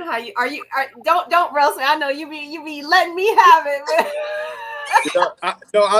I know I like your new guest. Jeremy is keeping it real. It seems like I love the energy. I can't fault him one bit for his opinions, because there are guys that are out there that fear approaching a woman. I'm from the South. We weren't raised like that. So every woman that I've ever been with, I approached. So this is not about approaching a woman. This is about pursuing someone after that approach has been made. If a woman does not want to be bothered by a man, why continue to pursue her? There's a difference between persistence and consistency. Well, I guess my question is, I feel like those those are, similar words, look like, saying things that could be a little bit confusing.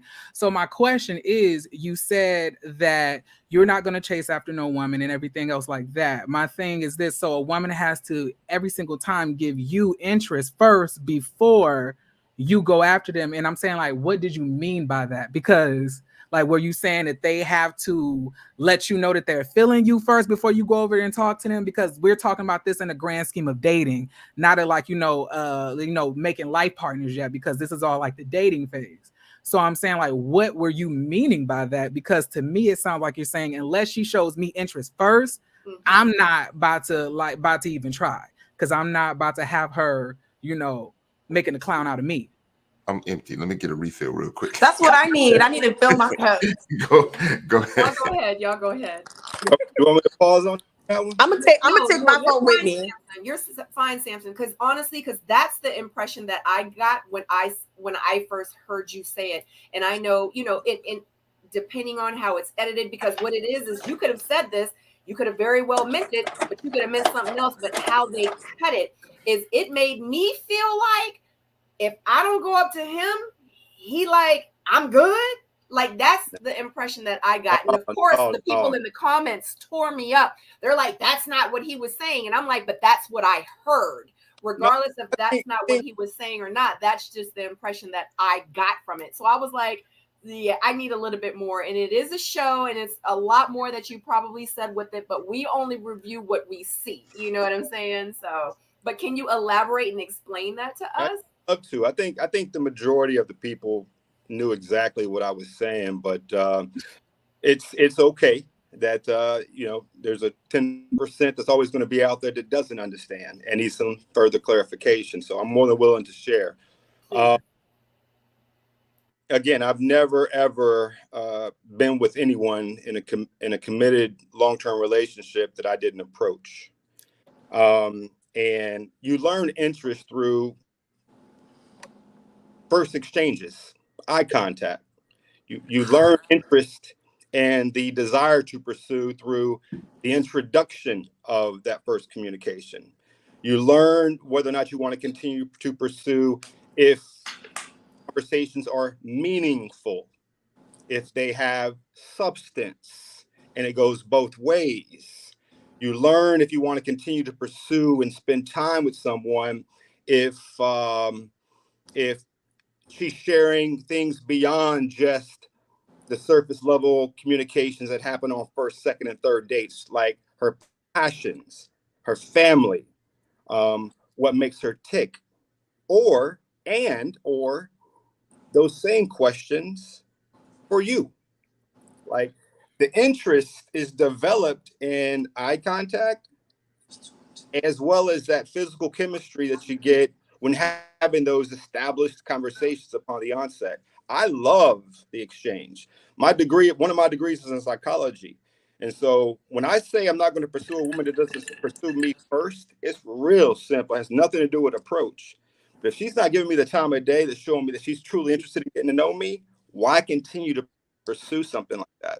So, okay, so let's pause. So let's pause on the whole, talking about the family thing. I'm talking about, the whole introduction of us getting to talk, so I'm saying that. So you're in a club, right? Let's set let's set a setting. So you're in a club, right? Okay. And you find this woman attractive. Are you waiting for her to lock eyes with you? and try to give you some type of hint that she's interested before you go and approach her? What if she never like really looks in your direction? Would you not then approach her because she hasn't like confirmed that she's interested in you first? Bro, what do you think, man? I don't know. That's why I'm asking. Come on, man. I mean, you like men. You like men or women? I like both. Okay. Well, see, I like women, and I don't see a face. I don't even have to see eyes. I can be look at the back of her and approach her and offer her a drink and say hello. I don't have to lock eyes and see that she's giving me eye contact. I mean, like, but when you said that you need to see like the interest first before you approach them, I thought that's what you meant. So, like, then what's the interest considered? Listen to me. Listen to me, brother. It has nothing to do with the approach. The interest is through the conversation. You could tell upon the first 5 minutes if a lady is interested in getting to know you. What do you got to say now?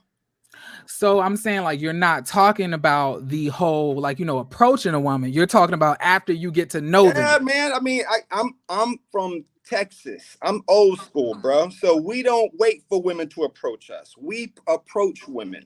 The men that raised me, my mentors, my coach, my pastors, we don't sit back for a woman to come up to us and say, "Hey, what's your name?" If it happens, even it's great, but we don't wait for that. We're real men. We go up to, we see something we want, we go for it, bro. Understandable, but I'm saying that, like, earlier you said 90% of the people understood what you were saying in the beginning. I'm saying 90% didn't. It was like, I would say maybe a good 50-50, maybe 55-45. Yeah. But like, I don't just think that me and Sabrina are only in the 10%. Well, okay. Well, maybe my percentage. You're explaining it now is not the I was talking, what I got from what you said on the show. I was talking about the circles that I walk in. I'm talking about the people that I know, you know, my family, my friends, my network, the people that are hitting me up on social media, they understood.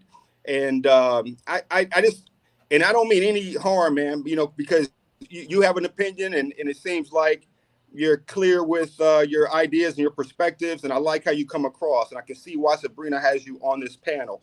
But, you know, there's a lot of misunderstandings.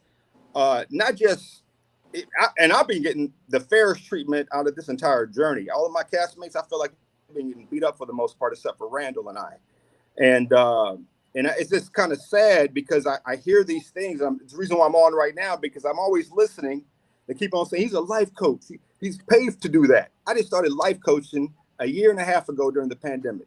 I'm an emergency manager. I've been with Homeland Security for 18 years. So all these assumptions about, oh, he wants the trauma. He wants to struggle. It's like, oh my God. Okay, only if they knew I was only in this thing for 18 months. Well, I was attributing that because you said that you were a life coach. You didn't mention the Homeland Security. At least I don't think you did. But that also brings me into the next question. So when you did say, you know, I like a woman who has some struggle and she's overcome some struggle. Like, so what did you mean? What do you mean by that? First of all, I never said I want a woman that struggles. I didn't say that. I said, you said you like a woman who's had some struggle, who's overcome some struggle. That's what you said. Yeah. So have you read Michelle Obama's book, Becoming? Yeah. Okay. Have you, do you know Oprah Winfrey's story? Yeah. Well, okay, what about Tina Turner? What about Viola Davis? Yeah. Okay, so these are all powerful, strong, resilient Black women, right? Mm-hmm. Okay, we wouldn't be talking right now if Oprah Winfrey wasn't approached by Will Packer to present this show, right? Mm-hmm. Okay, so it's real simple to understand this. I don't want a silver spoon woman. I don't want a woman that hasn't made it on her own, right? Okay, so I truly applaud people that have been through something and came out the other side stronger, better. Now listen, here's the catcher that nobody on this panel even knows about. And I want you to hear me clearly. I haven't had any traumatic experiences in my life. Losing my father was the most sad experience, the saddest experience, not the most sad, the saddest experience I've ever had. 10 going on 11, car accident. Never had a chance to say goodbye. Me and my siblings, four of them, we made 5. So that's the most traumatic thing that I've been through.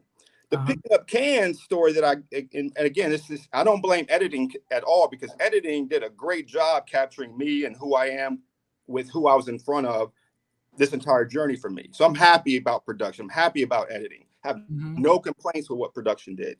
So, I want to tell you this. So hold on before you interrupt. The cans was just talking about my work ethic and how it was established. You know what I'm saying? How I like people to share. You know, I open up and be vulnerable with my stories and my past, so I can get that reciprocation in return. That way I can determine, is there potential bond in the making? And so I share the can story because maybe they're going to be more open to share something from their past. That way we can connect, because this show is all about establishing connections with perfect strangers while 19 other people are doing the same thing in a very short amount of time. So I'm trying to share and listen at the same time as much as possible. So I don't want, and by the way, 3 of my 5 girlfriends never had that struggle in their life. Never. 3 of 5. 2 had. So that I was able to identify with those that had struggled and those that haven't struggled. I don't need a woman that has struggled. I don't need a woman that hasn't struggled. I need a woman that's able to be honest and open. Period. So my next question is, you brought up Tina Turner, Oprah Winfrey, you know, and a lot of those other women. So do you feel like struggle is something that's necessary for you to achieve greatness? I feel like struggle is something that God gives us to bring us closer to him. And when we become closer to him, we become greater people. Now what? So, but I'm saying, if that's the case, then every single woman you said has struggled, right? No, I just got you telling you 3 out of 5 of my girlfriends. But I'm saying, you just said God gives us all struggle. God gives us all struggle, but it's not for us. It's not for us to complain through it. It's for us to draw closer to him. Like, understandable. So for me, my relationship is to thank God through the good and the not so good. So a struggle is not for me to be like, damn, I can relate to you. Because let me tell you what I heard. Wait, hold on. Like, so I have a couple of questions. So my next question is, so do you feel, so suppose if somebody did not have struggle, so do you feel that if there was no struggle, people would have a harder time achieving greatness? Suppose all of those women that you named, they didn't have any struggle. Do you feel like they never would have achieved the type of stuff that they achieved with the struggle? So one of my greatest mentors, retired Coast Guard captain, catapulted me throughout the federal government. He doesn't know what struggle is one bit. He had all the opportunities. He had the silver spoons. But what did he do? He opened up doors for those that were struggling. So he became great. How? By allowing others that did not have the resources and the opportunities to become great through his privilege. Right. So my answer to you is no. So you're kind of like saying that, like, so when you see a woman and you may be attracted to her, and she has some struggle on her, you want to extend that privilege so she could be better. Jeremy, are you trying to understand, bro? I'm just trying. I'm saying, you're not being as clear. Yeah, I think I'm being extremely clear. I will admit that you definitely cleared up the whole, like, you know, interest thing. That, you know, that was a misunderstanding, you know, with how it was explained on the television show. Understandable. But I'm talking about this whole now, like, the struggle thing is seeming a little bit murky, because I'm saying, like, you definitely named a whole bunch of powerful, you know, beautiful Black women. I was making a point. Exactly. And I'm saying that, like, I wonder, you know, if you feel that they would have achieved all of these things without the struggle. And I gave you another point with my mentor, who was just the opposite. And then you said they didn't have any struggle, so they opened the door for everybody who did have struggle to take part, take advantage of that privilege, right? But remember, his greatness, the reason why he was able to open these doors is what he was able to do on his own through his privilege. No struggle whatsoever. So that's 2 different dynamics. Okay. I get both points. Yeah. I don't know how to be more clear here. You know, I gave you two different spectrums.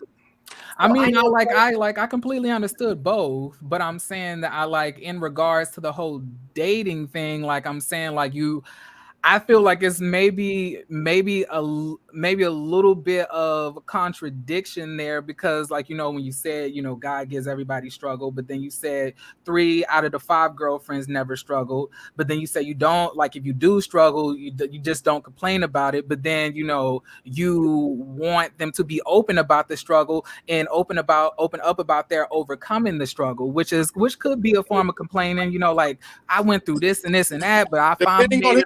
Yeah, depending on who you talk to. Yeah. You know, I figured if I opened up to you and had you open up to me about your struggle, I figured it would probably come across in a complaint form. I'm sorry? Disregard, man. I guess a good follow-up question, Samson, would be like, if you were dating someone, would you prefer that they have struggled at some point or not?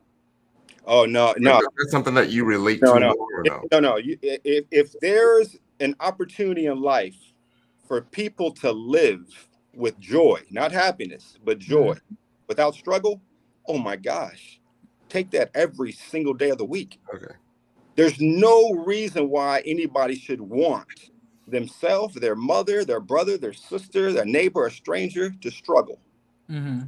This came down to a piece of a 30-minute conversation. Y'all heard 15 seconds or 20 seconds.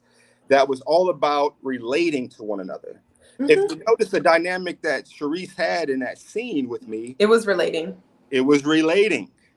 I related. So I was getting ready to say, Jamie, you had something to say. What were you? Well, yeah, I was just saying what I got from it is to be seen and appreciated for struggle. It's something that I can see and appreciate in men and women as well, because if you are able to overcome it, if I'm dating somebody and I'm looking to be in relationship with you, it is a great idea to know how you handle struggle, stresses, how you overcome. I need to understand that. Does he lock himself in a room? Can he get over it? Does he stuff it down? Does he like to talk? That's going to help me understand my life partner from here on out, how they deal, because struggles are going to come. And I believe that in every life, there is a polarity that we're offered. And we order up the struggle that we deal with in our life. And we order it up to see it and to create the contrast, knowing how abundant we are. So the struggles, depending on how you look at it, only become characteristics and colorful nuances to your life that make you who you are. So why not share it? Why not appreciate somebody for it? To me, it sounded really simple. It was such a conversation about relating. It's the kind of conversations that I have. And I like to share those things, because for people to see me, who I am, where I'm at, and to know some of the things that I've been through, like, be inspired, celebrate me, be excited to know you can do, like, what's the point if we're not being inspiring and sharing and giving and walking alongside somebody with something hard? Like, you know, I started my first podcast before podcasts were a thing, and I had Blog Talk Radio. And my whole thing was about entrepreneurship, but I wanted to know about the struggle, because the way you overcome struggle says so much about your story, where you're headed, where you're going, who you're going to aspire, how hard you're going to get. So there's so many more beautiful things to it, rather than just, oh, I want somebody that got some bags on their back. Like, what? Like, there's like so much more to it. And that's what I got from the conversation. I appreciated it. Think about how a lot of our talk show hosts, you know, introduce their guests that became something from nothing. I love it. I think about the radio show hosts do the same thing. I like how people like to be inspired by sharing how, hey, listen, I didn't have all the opportunities, but I made it. I love those types of conversations. And by the way, Jeremy, I had girlfriends that gave me an opportunity, and I couldn't relate to their struggle one bit at all. You know, because, you know, one thing that the show didn't depict well, at least not yet, is that I came up pretty well, you know, even though my mother taught us work ethic. The picking up the cans thing is, we had money in the bank, you know. my mom refused to touch because she said this is going to go towards college education. My dad, when he passed, he's working for NASA before, and as an electrical engineer working on shuttles. So the money was coming in. She was a school teacher, and instead of touching the savings account, she said, no, we're going to do extra stuff. So she started cleaning houses after school, and we started picking up cans, mowing lawns, and just doing everything we possibly could just not to touch the college account, right? So, but then I had girlfriends that did not have anyone that went to college in life, in terms of their history. And so, but they couldn't relate to me at all, having money, having opportunities, having resources, having a car in high school, stuff like that, and so, but they gave me a chance. They gave me a chance. And so I'm not going to look at finances when I'm deciding on love. I'm just not going to look at it. I'm looking at the heart. I'm looking at the head. And the finances, I got that covered. So I don't need a woman to bring that to the table. Yeah, I don't ever think that, we thought that you needed any woman, for any financial stuff. So I guess my last question is so point blank period, you're saying that struggle is not necessary to date you? Not at all. Okay. Not at all. Then that was really the whole thing about it. Like, it kind of came across on the show like I need a little bit of struggle in here for because because of the stuff that you said that your mom had went through. What y'all know about Sharice thus far? 6 episodes. Don't you think she would have ran the other way if I said something like that through that conversation? Well, I don't know. I mean, come on. Y'all said on this show already your thoughts about Sharice a little bit that would lend to that statement. If she really got that from our conversation, she'd be out. She would. Come on, she would not have been. I thought that conversation was. But you have to remember also too, Samson, that we only review what we see. Now, we know, Tyrone and I both know, because we've experienced what you're going through. So we understand that an hour and a half conversation can be broken down into 8 minutes. Like, we get that. But as YouTubers and what we do, and we're reviewing the show, we only review what we see. So when you say I need a woman with some struggle, I got that. He said he liked it. He never said need. Never said. But what I'm saying is a woman that struggled. I never said I need a woman that struggles. So when y'all go back and watch the clip after not saying that you need a woman, but what I'm saying is the things that we see. It's just an example that I'm trying to use. I know, sorry that I'm saying it incorrectly than what you said it on the show. But what I'm trying to get you to understand is that we only go by what we see. So we might not get the whole conversation, and it might be something completely different in context of what the actual conversation was supposed to be and how you may want it to have been perceived to us, but what we see is not how it's shown to us. Exactly. So that's all we can go by that's why it's a lot of respect for you coming up here to explain yourself, because you definitely cleared up two different things, because me and Sabrina were thinking the same thing. But let me say this, even with what you just said, Sabrina, if you listen to the clip, you wouldn't even have had this assumption, this conversation, if you listen to it the way Ty and Jamie heard it versus I think y'all combined, the Black struggle conversations to maybe personal experiences. But if you listen to every word that comes out of my mouth to Sharice, we wouldn't be having this conversation. But I'm saying it was more people that also thought the same thing. That was a lot of other YouTubers who were because you're not listening. Not everybody. There's levels to this. Not everybody's gonna be there. It is just is what it is. It's the way you hear. So I'm saying, at the end of the day, I feel like at this point, this kind of it's becoming a point of being pointless and repetitive. Like, we already understand that, he said that he don't need a woman to struggle. That's that's cleared up. The interest thing is cleared up. The whole audience and how they perceive everything and how y'all have this special frame of thinking than everybody else does. To me, that's to be determined. But I'm saying that at the end of the day, I understand. I'll say this to close it out. Before I said the struggle statement, what did I say prior to? It was a one-liner. I said, I like a woman who has a story. All right. And so I'm not trying to meet a woman that is frowning because she's struggling, or unhealthy and sick because she's struggling, or in the hospital because she's struggling, or like in my pocket because she's struggling, or like, me having a cosign because she's struggling. What black man in their right mind, or any man in their right mind, is going to want a woman that is struggling? But a man will appreciate a woman that has been through some fire and is now able to influence and impact and inspire people because of that fire she went through. And the best part, she got closer to God through that process. That was the whole point of the conversation. And again, even though a lot of that was cut out, you don't have to hear all that. But if you heard, I like a woman with a story. Oh yeah, I like a woman that's been through something. Put the two together, and then you come up with some easy math. But again, it doesn't get to everybody the same way it got to some. So I respect it. Yeah, that's the point of the panel, right? Because we're going to receive it differently. You know what I mean? And I feel like Sabrina does a good job of having people up here that have the ability to talk through it all like adults, right? And like you said, we are going to perceive it differently. We're going to talk through it. And that's why we're here, right?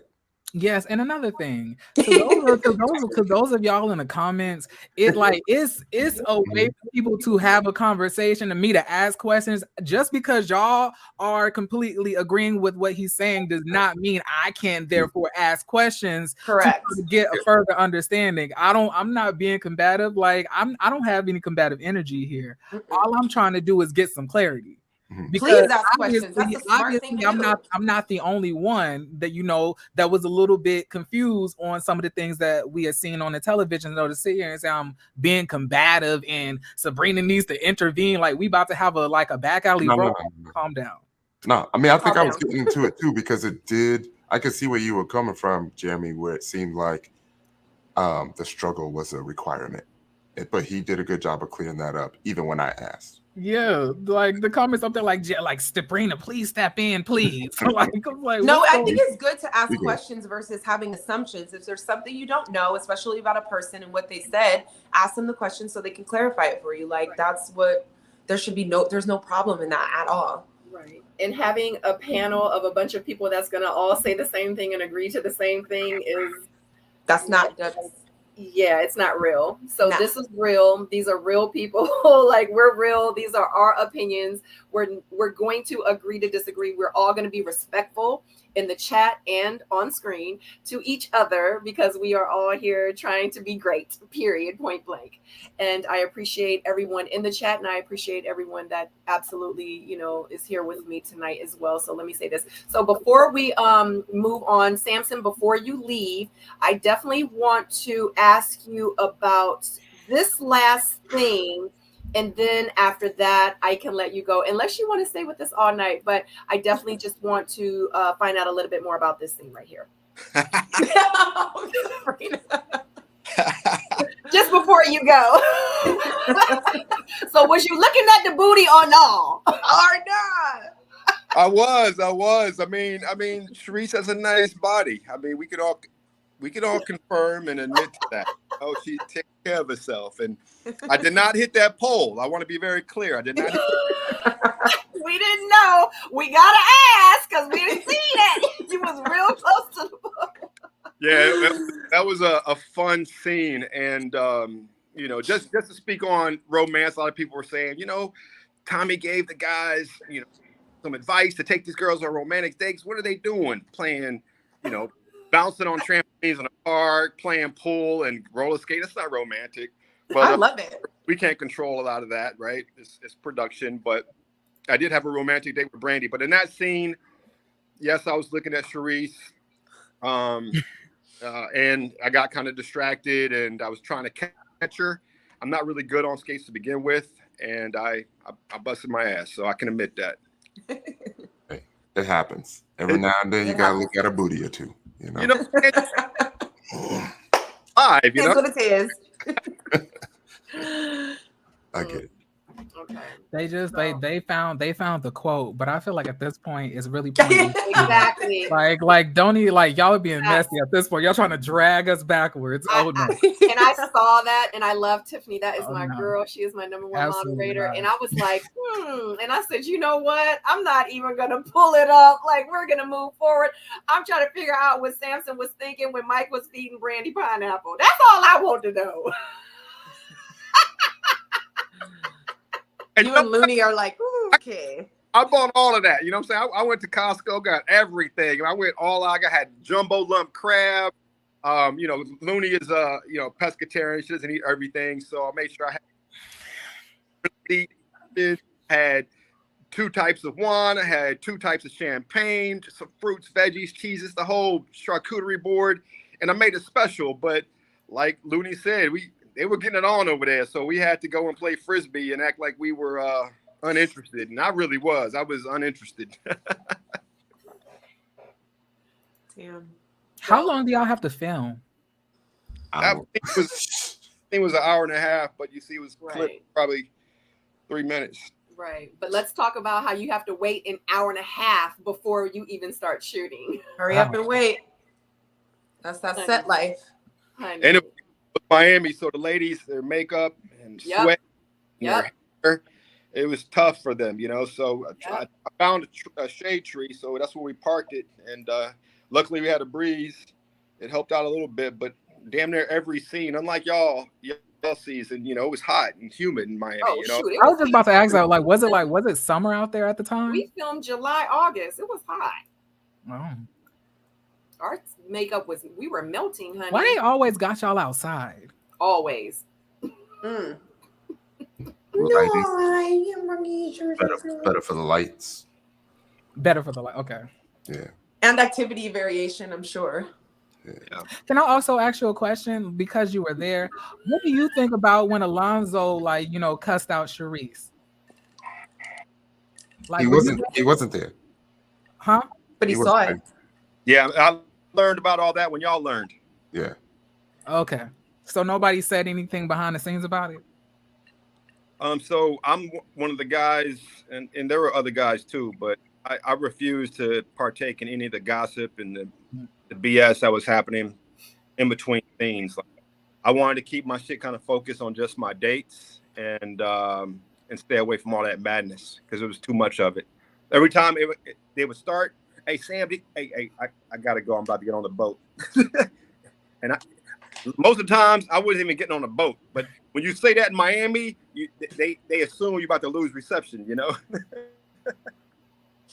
Okay. Like, one thing I definitely know what it feels like to be on the boat. Yeah, it was a terrible time. But no. Samson, what did you feel overall about the energy of the women? Do you feel like they were aggressive or overly this, or did you feel some type of way about the traditionalness or the femininity or any kind of way about the women collectively? Or they were not reciprocating? Like which one was it? Like, how was it for you? If they were reciprocating, Sabrina? Or what Jamie said.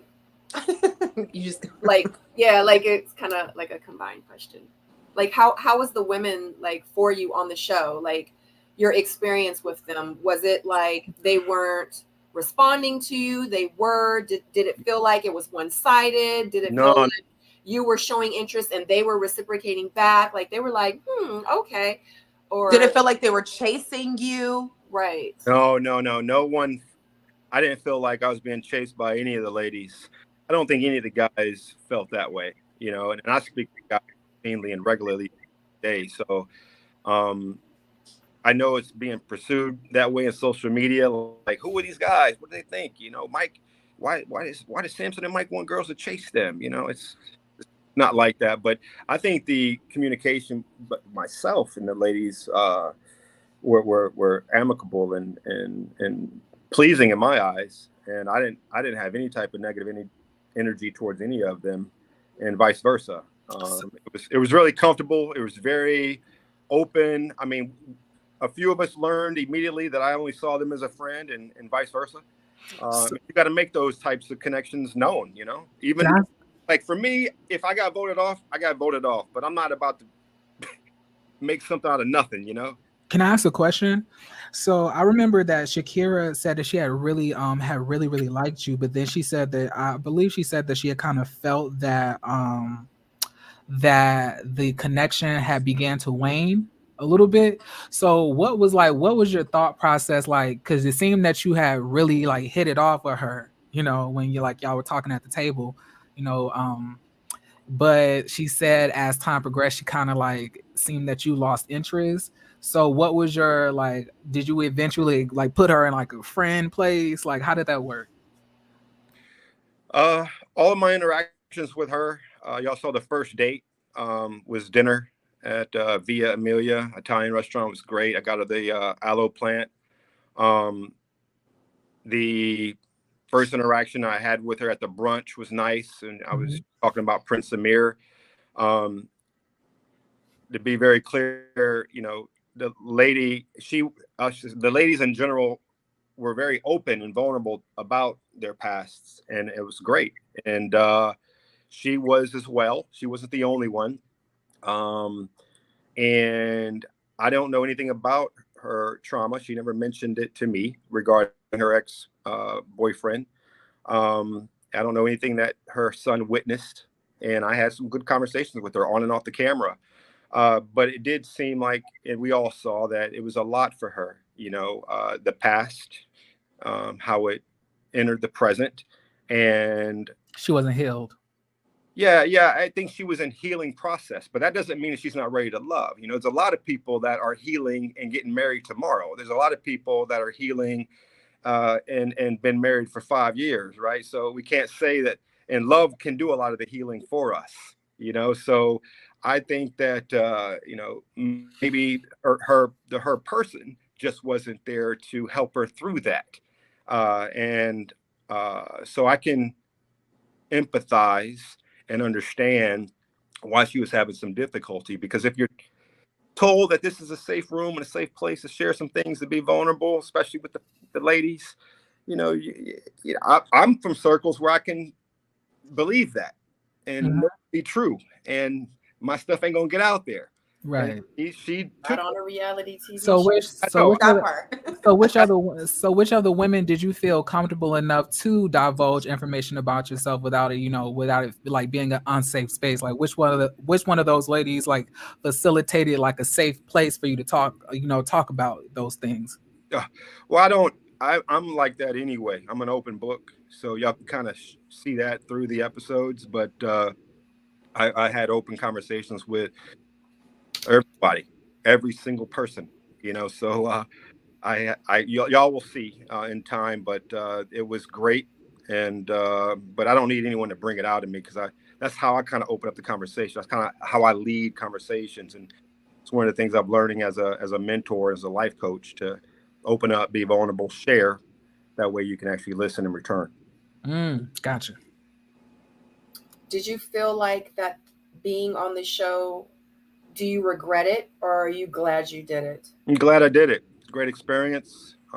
Led to a great, I can't say too much, but yeah, it had, I had my doubts at the beginning, especially friends and family were like, Sam, don't do this, bro. I didn't know anything about the show until I got the call, you know. So after you got the call, did you watch any of the past episodes or any of the seasons? I saw the clips. You know, I had the small clips, 2-minute, 3-minute clips. I saw y'all, you know, I saw you and Ty, you know, so I was like, okay. I mean, I was told that this show is all about Black love and Black excellence. And so the clips that I saw showed that. And I wasn't surprised, because, you know, I lived in DC for 9 years, and I'm used to seeing beautiful Black women, intelligent, all about their business, all about their career, climbing, you know, starting their own nonprofits, well-traveled, well-versed, you know, just multilingual, open up their own businesses, giving back to the community. Like, I was like, okay, yeah, that's my speed. That's my style. I can get down with this. Yeah. And, but, you know, Miami's a different animal. Yeah. Have you guys, I'm sorry, real quick, Jamie, last question. Have you guys filmed the reunion yet? Yeah. Okay. Wow. Yeah. Why y'all film it so fast before like the season rolls out? I said, Oprah, just I got things that happen, and she said, "Yeah, we got you, Sam."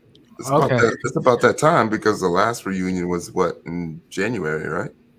I just want to know, how would the reunion go if, like, as the season progressed and like people hear all of the stuff that's been said about them, and then they go to the reunion? That to me would feel better. That to me would seem better. That would be more entertaining. That's better for Sabrina to answer. That's the best part. So, at what week did y'all film the reunion? At what week in the show? At what week in the show did y'all film the reunion? I can't share that. Oh yeah, April. They trying to. I'm just trying to. April B says, if we cash app Samson $4, will you tell us who matched? No, I'm just trying to see how much y'all have seen Samson, because I think, Sabrina, we was more than halfway done, right? Yeah. So we already had more than enough to feel some type of way about some people. Facts. Oh yeah, we saw. We filmed, I think it was like episode 7. Two. We saw 2 episodes. Yeah. And then they showed us some more shit at the reunion. Yeah. Exactly. Yeah. That's what got interesting. Yeah. So because one thing at the reunion, you don't get to watch the whole show and then you film the reunion. You film the reunion when you're only halfway into filming. So all the stuff that you want to say and you should have said because it happened on episode 11, you don't know that because you filmed the reunion around episode 6 or 7. So you don't know. No. They taped the reunion after we tape all of the episodes. I think Sabrina's saying we only watch. Well, we're watching what you're watching. Okay, that's what I thought. TV. I'm sorry. But all the taping is done. TV and how it's edited. I was like, so wait, how it work if y'all only film 6 episodes and then do the reunion, then film the rest of the episodes? I thought that was gonna come. But why do you feel like they decided to choose you, Samson? I'm the oldest one on the show, and I've never been married, and I don't have any kids. I think me and Randall are the only ones that don't have children. So I think they just were trying to create some variety. Okay. Samson's starting to be real diplomatic in his answers right about now. Too. Yes, he should be. Because he signed a contract. Right? You know that. Samson pulled it in. He pulled it in. I tried to try to sneak the answers in, try to sneak the questions in as smooth as I could. He knows what he's doing over there. He knows how to question. I was purposely not asking because. Yeah, because it's a lot of questions in real life I want to ask you in real life. I know what questions to ask you. You gotta wait. Exactly. Because you know. Yeah, I know, bro. Yeah, you know who the players is on set, who ain't. Oh my gosh. Yeah, and by the way, if y'all notice, I don't have any website. I ain't promoting no business. Like, what I'm doing in terms of coaching and mentoring now is this like volunteer work. It's like giving back is how I give back. Doing yoga. Yeah, that's exactly right. I'm just practicing. I'm spending family time, traveling, doing yoga, swimming. So I ain't promoting nothing. It's just me. I'm out here working on a wife. That's what I'm trying to work on right now. Well, you know what? Even though you're not promoting anything because you are on this platform, and the reason I have this platform, one of the reasons is because I like to support my people. So even though you don't have a website, you do have an Instagram.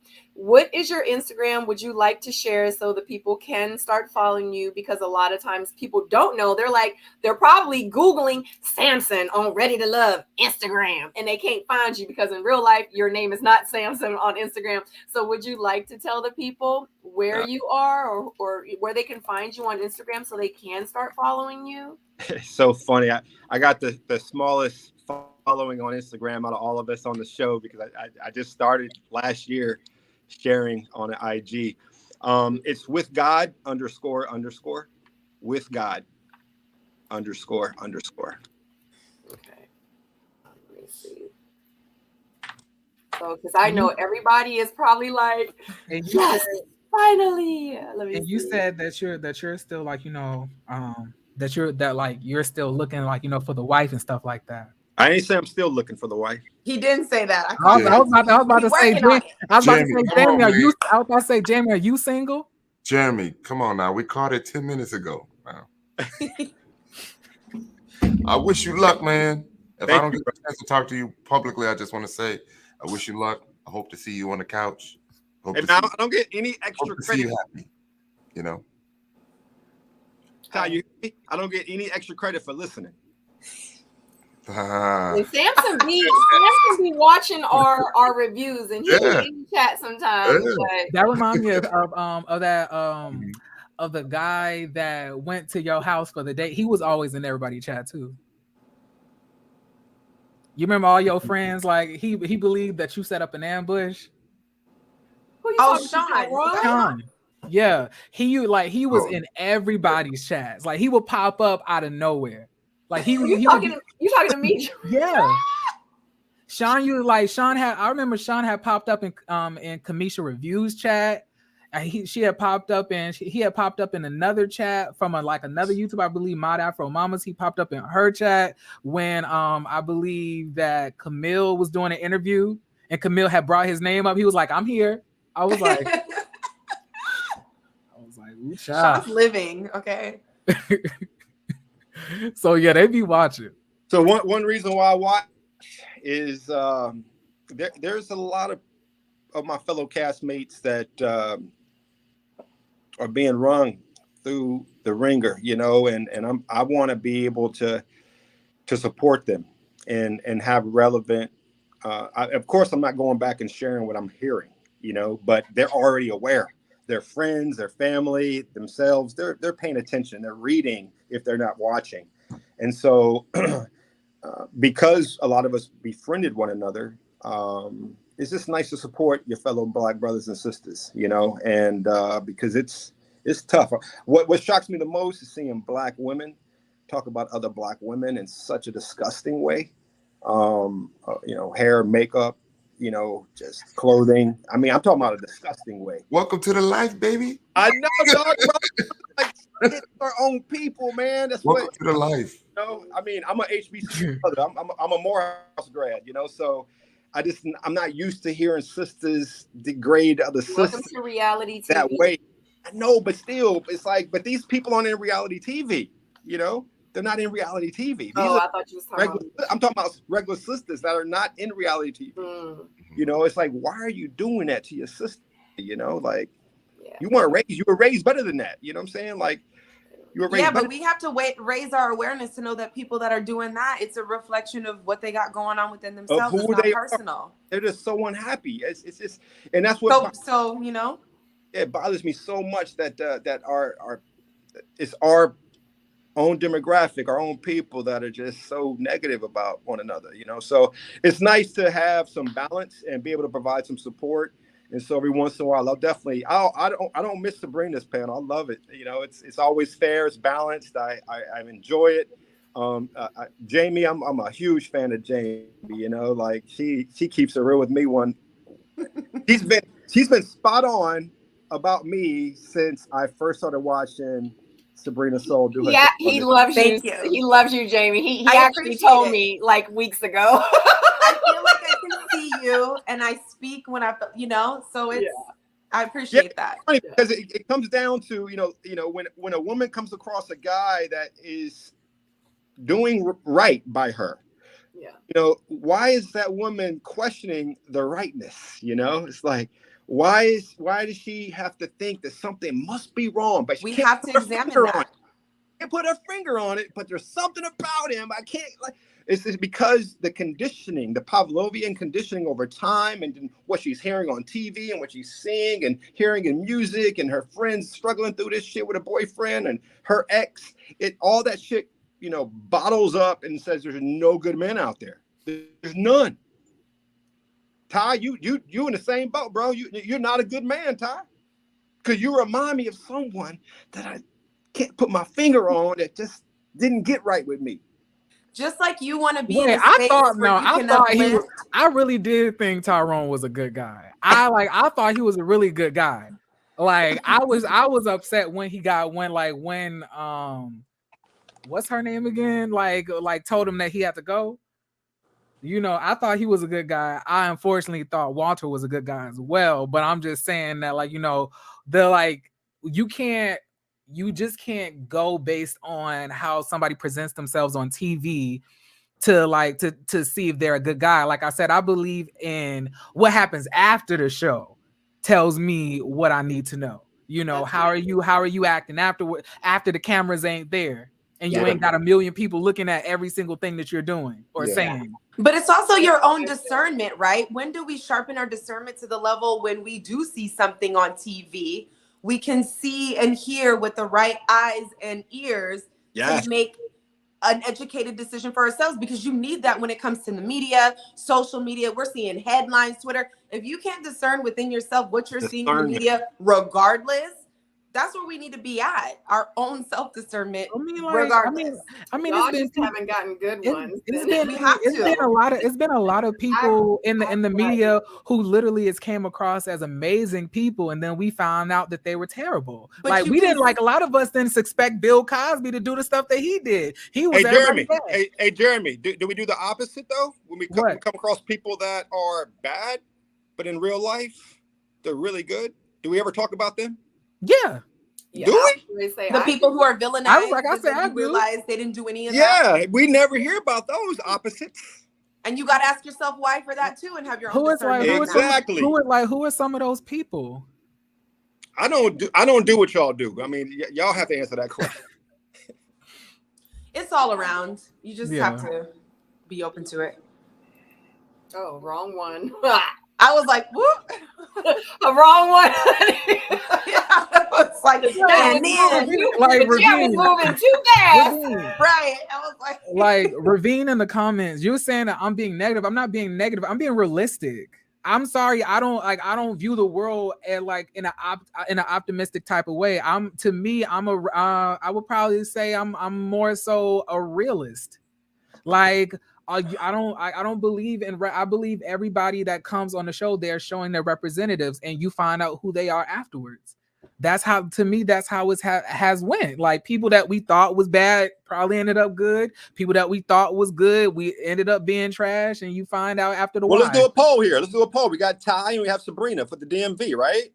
I mean, y'all met 18 other people. Were they the same outside of the show as they are?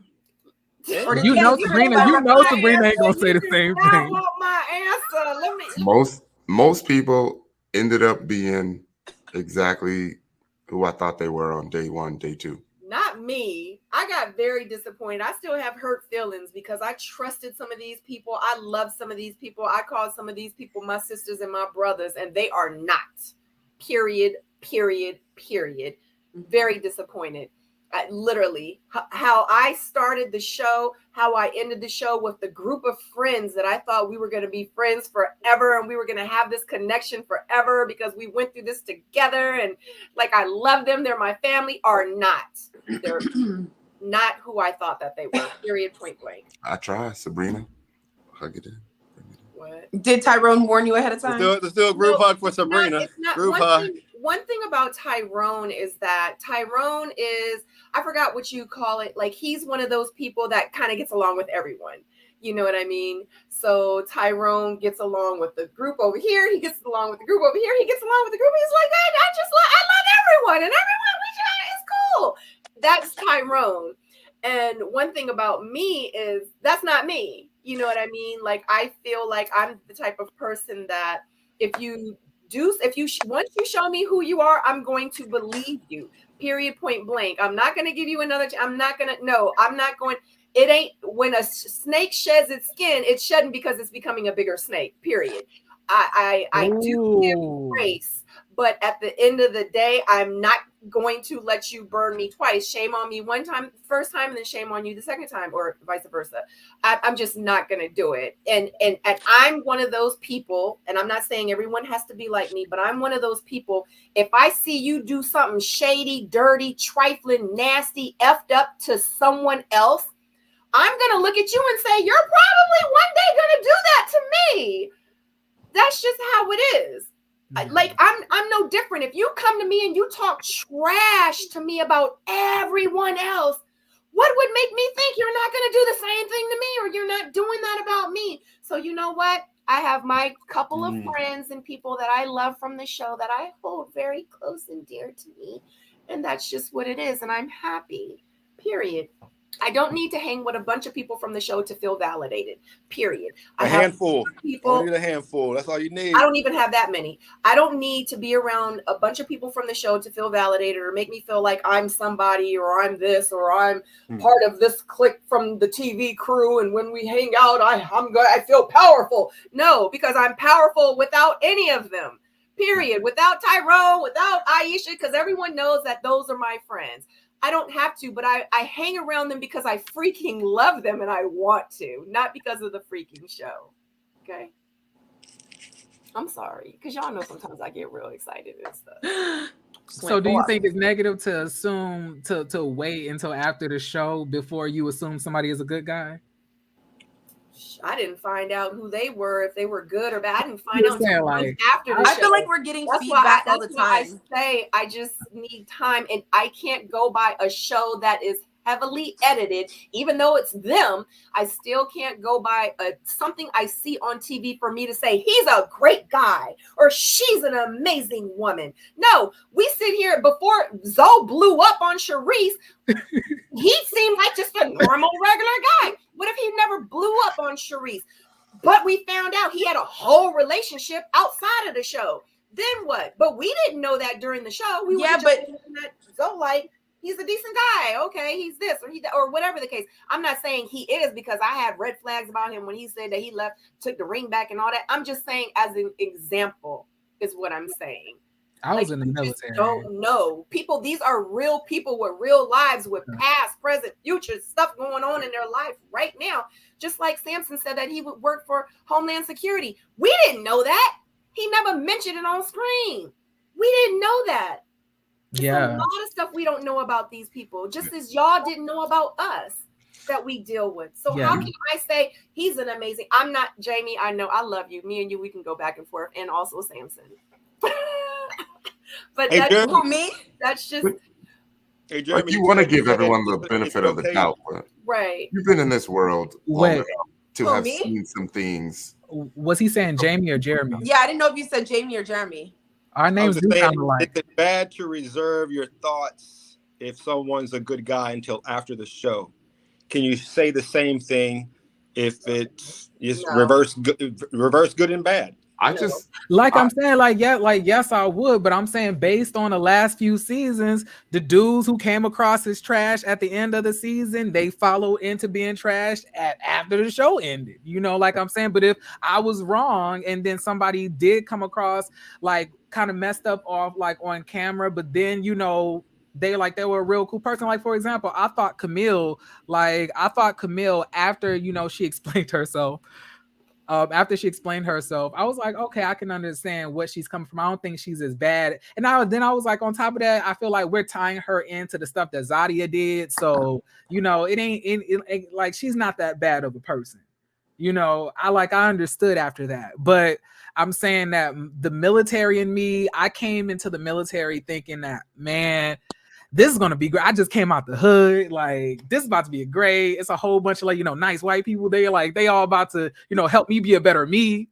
And then reality set in, and that's when I realized having the most optimistic thoughts about everybody leads you to having a lot of disappointment. So I'm saying I hope for the best, but I always expect the worst. I feel like that's a realistic approach at life. Now I don't expect the worst and then hope for the best. I hope for the best and expect the worst. That's to me being realistic. That's to me being an adult. This isn't like this isn't a fairy tale. Sometimes too, we get so heavy on weighting things as what's good, what's bad, what's the worst, what's the best. I try to sometimes stay on an even keel with things and just take the feedback as it comes and move accordingly.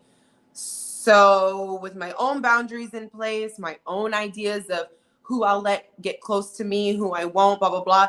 I just gauge everything from there rather than she's bad, she did this, did it. I just kind of be like, we'll keep this one at this arm's length. This is my world. I create my world and it's all good here. So that's why sometimes it's hard for me to be like, they're bad and they're this and that. Everybody's on their own journey. And for me to finalize anything by saying they're bad, period, or it's just too judgmental and it's too much work for me. I can't put myself in that space, but I can definitely kind of get feedback in each moment that helps me determine what is going on.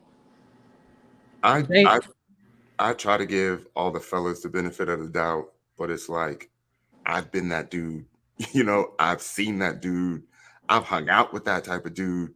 You know what I mean? You could try to hide it on camera, you know what I mean? But I know what it really is, right? And sometimes it's clear. Sometimes to other people, it's not so clear.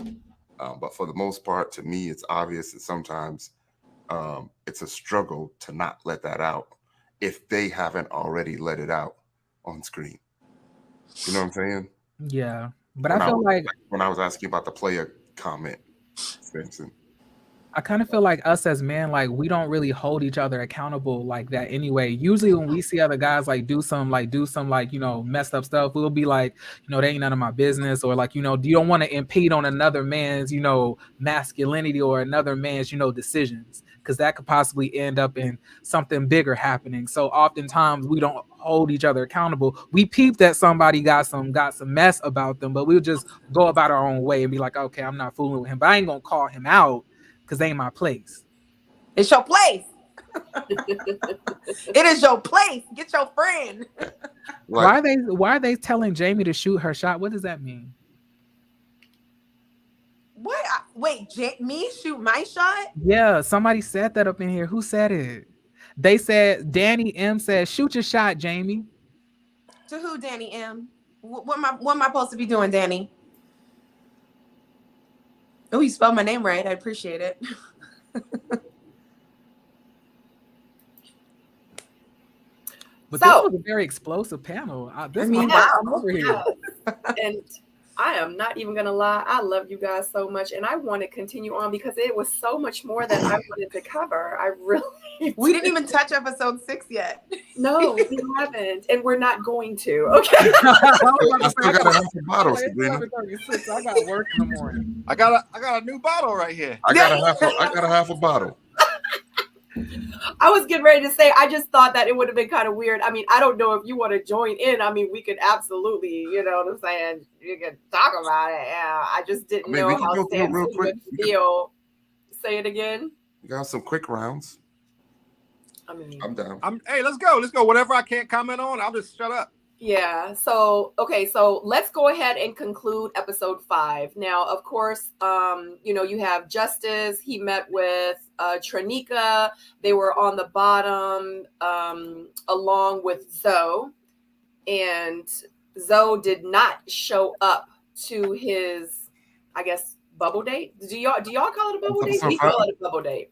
So did anyone get kicked off, or he just didn't show?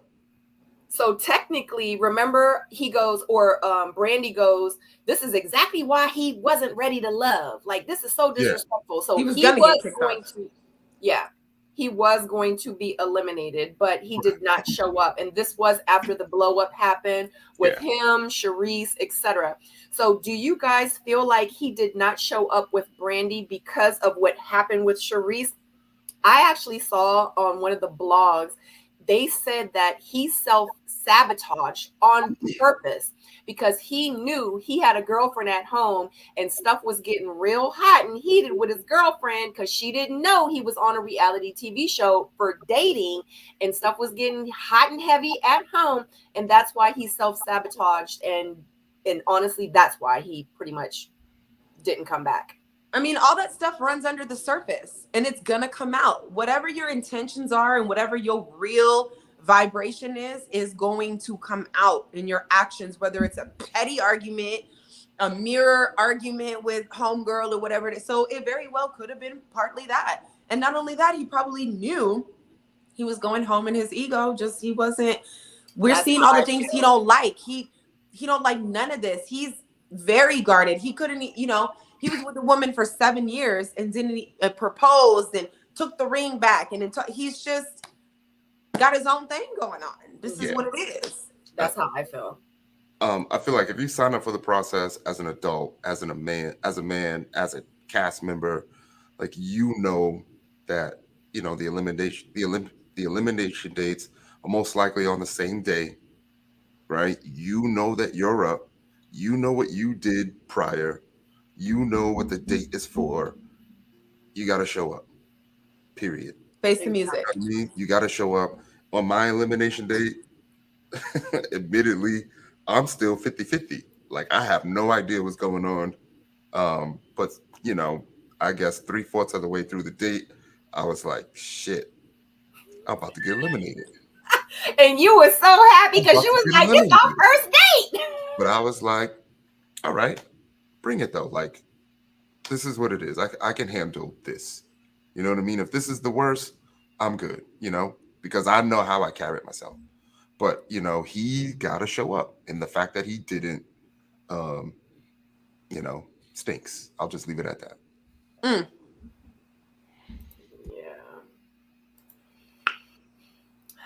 Not your looks, though. Can I ask you a question, Tyrone? Yeah.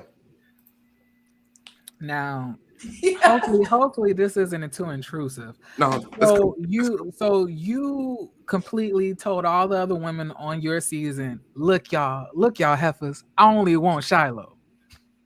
That's what I want. That's what I need. that was in layman's terms. But I'm saying, like, how come you and Shiloh didn't reconnect, or did y'all reconnect, but it didn't work out? But did y'all reconnect after the show ended and she basically self-eliminated? She never self-eliminated. She did self-eliminate. She actually self-eliminated. Technically, she would have went through the whole process. Some people go through the process. Some people really go through the process. So, you know what I mean? So did y'all connect or not? Oh my God. But for the rest of the show, wasn't she dating Phil? And didn't she have that whole Phil thing going on? Jamie, hold on. But did y'all connect or not? Look, go ahead and drink, dog. Go ahead and take a drink. Oh my God, I need more. Because it's just like, that's the way I think. I'm up here like, if you have like this person that you had like amazing chemistry with, and then you find out that one of the guys that you spent a lot of time with were trash, I feel like you would just go back and say and like go back. I'll just leave it at this. There are things that you do in an effort to identify what love is, right? And then eventually you see it's not what you thought it was. Mask on, mask off. I get it. You know, eventually, you know.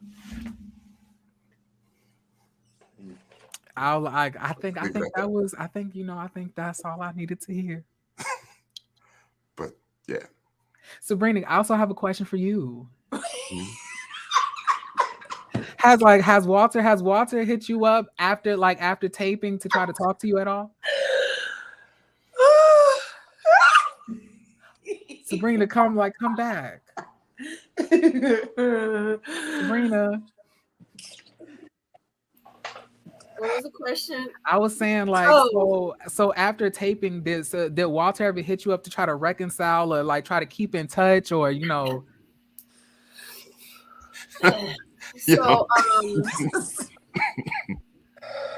So Walter and I were cordial.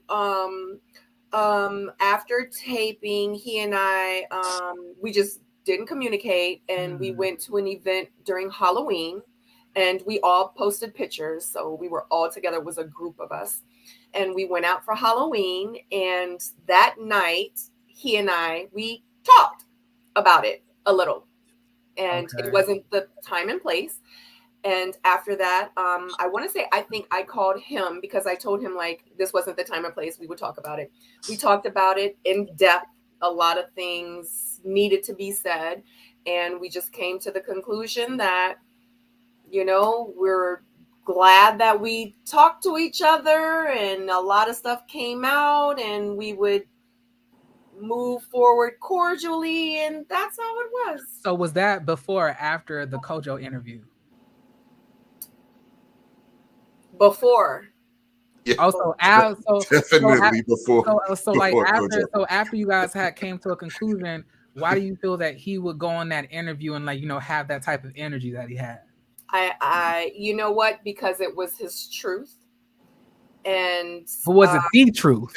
And Sabrina went on first. But was it the truth? Hold on, golly! I thought we were doing episode 6 now. Sabrina Well, I thought y'all said you did not say we don't. You literally said we are not doing Sabrina episode did an 6. interview first. You did say that. You literally said we're not doing episode. Well, we were 6. gonna move forward, but we were. I talked to Walter before Walter's Kojo interview. It seemed that he had a vendetta because he was mad because you didn't make him, because he looked like a bad guy in front of America, and he thought that he kind of felt like maybe you played him. So he was like, I'm gonna sit here, I'm gonna vilify her, and then I'm gonna look like the good guy. Mirror. Oh, he made me look like, really? I can't. So Jamie. I'm sorry. So in case you don't end up with any of these lovely ladies on the show, the comment section is asking, would Jamie be somebody that you would be interested in? That's if you're single, Jamie. Wow. That's what they're asking. Y'all. We just gonna ignore these questions? I'm up here trying to log in so I can see the question. I'm just saying if shoulda, coulda, woulda, like if like in an alternate world, because we don't know if he's gonna end up with one of the women. Guys, stop embarrassing me. And in the same tone of voice, she's like, "No, but keep going." Oh my God. You're beautiful. You have a lot going for yourself. You have Blog Talk Radio. He's a big fan of you. I'm just saying, and they're also in the comments gassing all of this, and I'm just a bystander. So I was just asking a question. Fair enough, Jeremy. So no answer, Samson. I think Jamie has all the qualities that a man would want to stand next with. Jamie, what city are you in? I'm in Houston. That's my hometown. That's not too far away from Miami. Do you live there? That's my hometown. Houston is my hometown. I was born and raised in Houston. Oh, wow. That's so amazing. So you guys have like roots in the same area. Yeah. Wow. Mama lives there. Most of my nephews and nieces, they're in Houston, Northwest. Hey, if things don't work out, Jamie, expect a phone call. Because Jamie, I feel like Jamie, would this be a confirmation of interest from my end? Yeah. I don't know. I'm somebody who takes things in the moment. So, like he said, no, you're not. You didn't say you take it in the moment. You say you take what you want. You said that you let your interest be known. That you're that kind of girl. You walked up to the man and said, "I think you're hot." I did. Yes. So.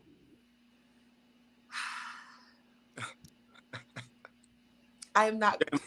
Jamie, now we shy and we gonna listen into our femininity. There are a lot of elements to me. Okay, I'm shy and outgoing at the same time. Okay. Hey, Jamie could be talking to somebody right now. I could be. Are you Jamie though? You guys, let's keep going with the episode 6. What? I got nothing else. I got nothing. Oh my God. If y'all, I saw somebody say on well, can somebody find me someone? Shoot, like Sabrina. That's what I was telling Sabrina. Someone said that me and you need to hook up on Twitter yesterday. They was like, "Yeah, Sabrina need to hook up with Samson." I was just like, "Okay, maybe you need to move, Sabrina. Move to a different area." I thought the same thing, cause shake up that energy. I loved you with that long brown wig, but you sold it. No, I got it right here. Y'all, we are put it on. Out of hand this evening. Out of hand.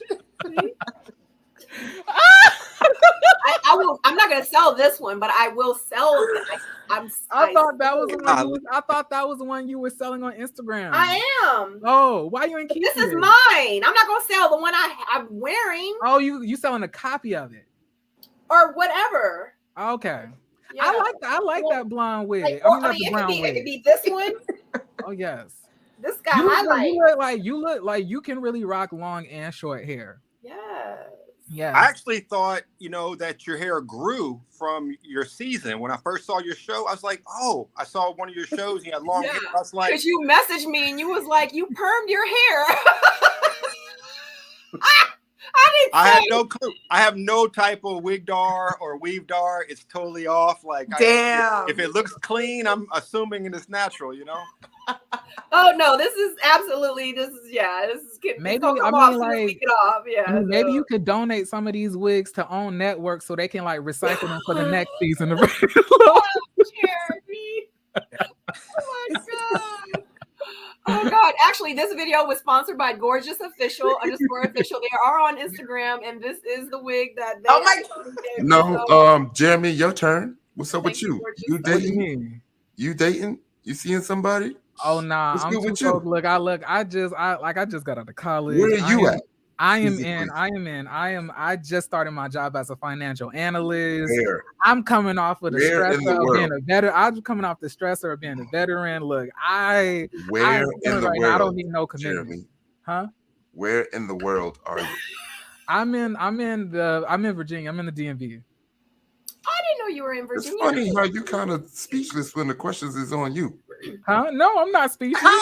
He said, huh? Well, you asked me a question. I answered it. I told you I'm not DMV, like Baltimore. I'm not in a DMV, relationship like right now. DMV, Southern Virginia, like. Oh no, I don't know what's considered Southern Virginia, but I'm right now I'm in like the Hampton Roads area, like near Virginia Beach. Oh wow, you're down here with me. I didn't know you were down here. I thought you were up there in like near Potomac or something. No, so long story short, I moved back south because my dad had gotten sick. So so I came down to help my mom and my dad out. And don't stop it. There goes the opportunity. It's opportunity. Proximity is where it starts. Well, Jeremy's gonna be my son. Wait, I am 20. I am 26. Right, and I'm like 20 plus. He's like the age of my son, my grown college son. Yeah, that would be kind of odd. Yeah. We need to get Jeremy on the Love Connection show, though. Nah, I'm fine. Absolutely. Look, my love life is completely fine. Trust. I'm not hurting. But like at the end of the day, I'm not on the show. I didn't record on no TV show.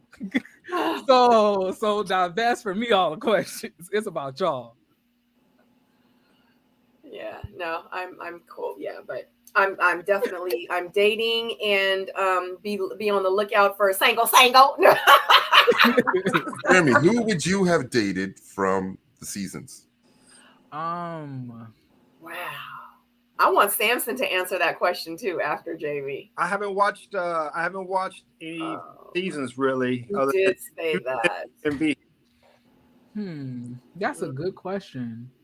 I mean, it's a little odd because all of them are so much older than me. Like this is a more mature crowd. It's not like meant for honestly, most 20-year-olds don't even watch Ready to Love. Right, exactly. Yeah, that makes sense. Now, if you ask me like Love Island, which I just got into, or Married at First Sight, that would be different. But I guess if I was older, if I was in my 40s or something like that, I would probably say Dakia. Oh, I like that. Okay. Wow. Yeah, probably Dakia, or if I'm going on a different season, I would probably say Okay, so I'm gonna ask you a follow-up question. The same follow-up question I asked Kojo. You just mentioned somebody you would date. But if you only had 1 weekend in town and you needed to go hard at someone, who would it be? Honey. 1 weekend in Kojo's town. answers. Oh, Precious.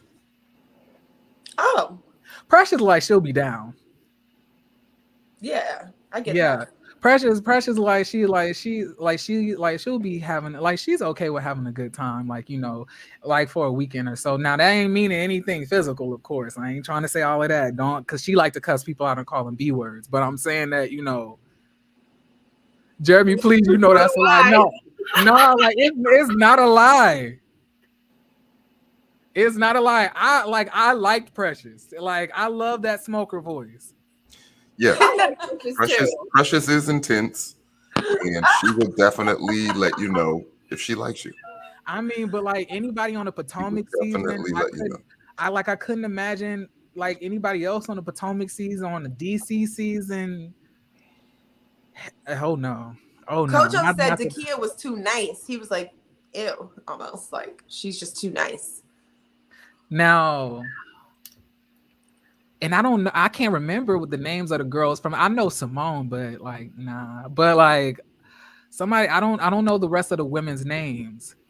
Oh, wait, the Afro one. What's the Afro one name? Joyce? Joy. Her name is Joy. She's another one too. I would like, yeah. Like definitely would have probably wanted to date her in another lifetime or something like that. Yeah, she was gorgeous and I loved her energy. FYI, guys, just to let you all know, this is Samson that's joining us tonight. Thank you so much, Samson, for joining us. And also, just to let you know, I just put the link up, which is Instagram.com with God ____. Definitely go to his Instagram. Follow him now.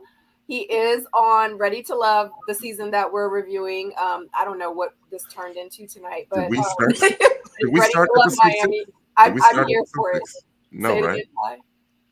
We never started episode 6. We just kind of ended episode 5. Yeah, we did. Like, this was definitely a spicy panel, and I really enjoy myself. It's fun. I added some hot sauce in, and then Samson came in and added even more, like, you know, peppers and stuff like that. You know, so yeah, this was really fun for me. Yeah. I love that we could agree to disagree. I love that we all have different opinions, different voices. I mean, that's what it's all about. You know what I mean? And for us to be able to come together and to show everyone, like, we as brothers and sisters, we really can come together, you know, as a family and just being mindful of how we interact with each other, just with respect and stuff like that. And know that, like, it's not always going to be, you know, rainbows and unicorns and fairy dust, you know. But before we do go, and the only thing I do want to discuss with episode 6 is it was a great episode, but Shakira was the one that actually got eliminated on episode 6.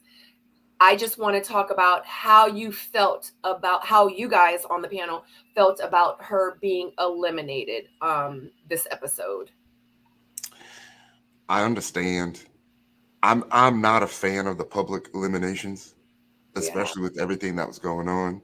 Yeah, it's embarrassing. And then also, like, at the end, I thought that big dinner was kind of messy.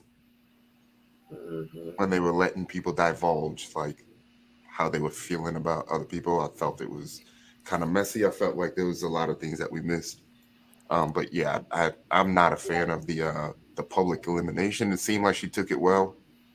You know what I mean? So kudos to her for that. Like, you never want to see people get eliminated and have their journey stopped. I'm hoping that she did meet someone. I'm hoping that they all met someone or used this experience to learn and grow. Trinica looked good. That's my friend. Oh my God. And Katie looked like she hating over there in the corner. Katie like, look at her. She thinks she all of that. Right. And this was the dinner that we were talking about. I feel like, you know, with the whole Katie thing, I feel like I understand her, but I also feel like at some point she could have just been like, you know what? My bad. You know what I mean? There was no malicious intent behind me bringing up your story, blah, blah, blah, blah, blah, blah. But again, it's probably a lot that we don't know about, you know? And just from what I see, I feel like, and again, there's so much we didn't see, but I feel like Katie was on the defensive because it's not like Shakira came to her and was like, girl, I really, she went crying to Tommy, crying in the confessional. So she kind of villainized Katie before even addressing with her in a sister way. Like, girl, I don't want you to, they didn't have that. I didn't see that moment. I took that as that she didn't want to say Katie who it was. No, she could have came to Katie directly. I don't think they. So I think she was just saying that she felt betrayed, but I don't think she wanted to say any names. And I still don't feel like they even asked her who it was.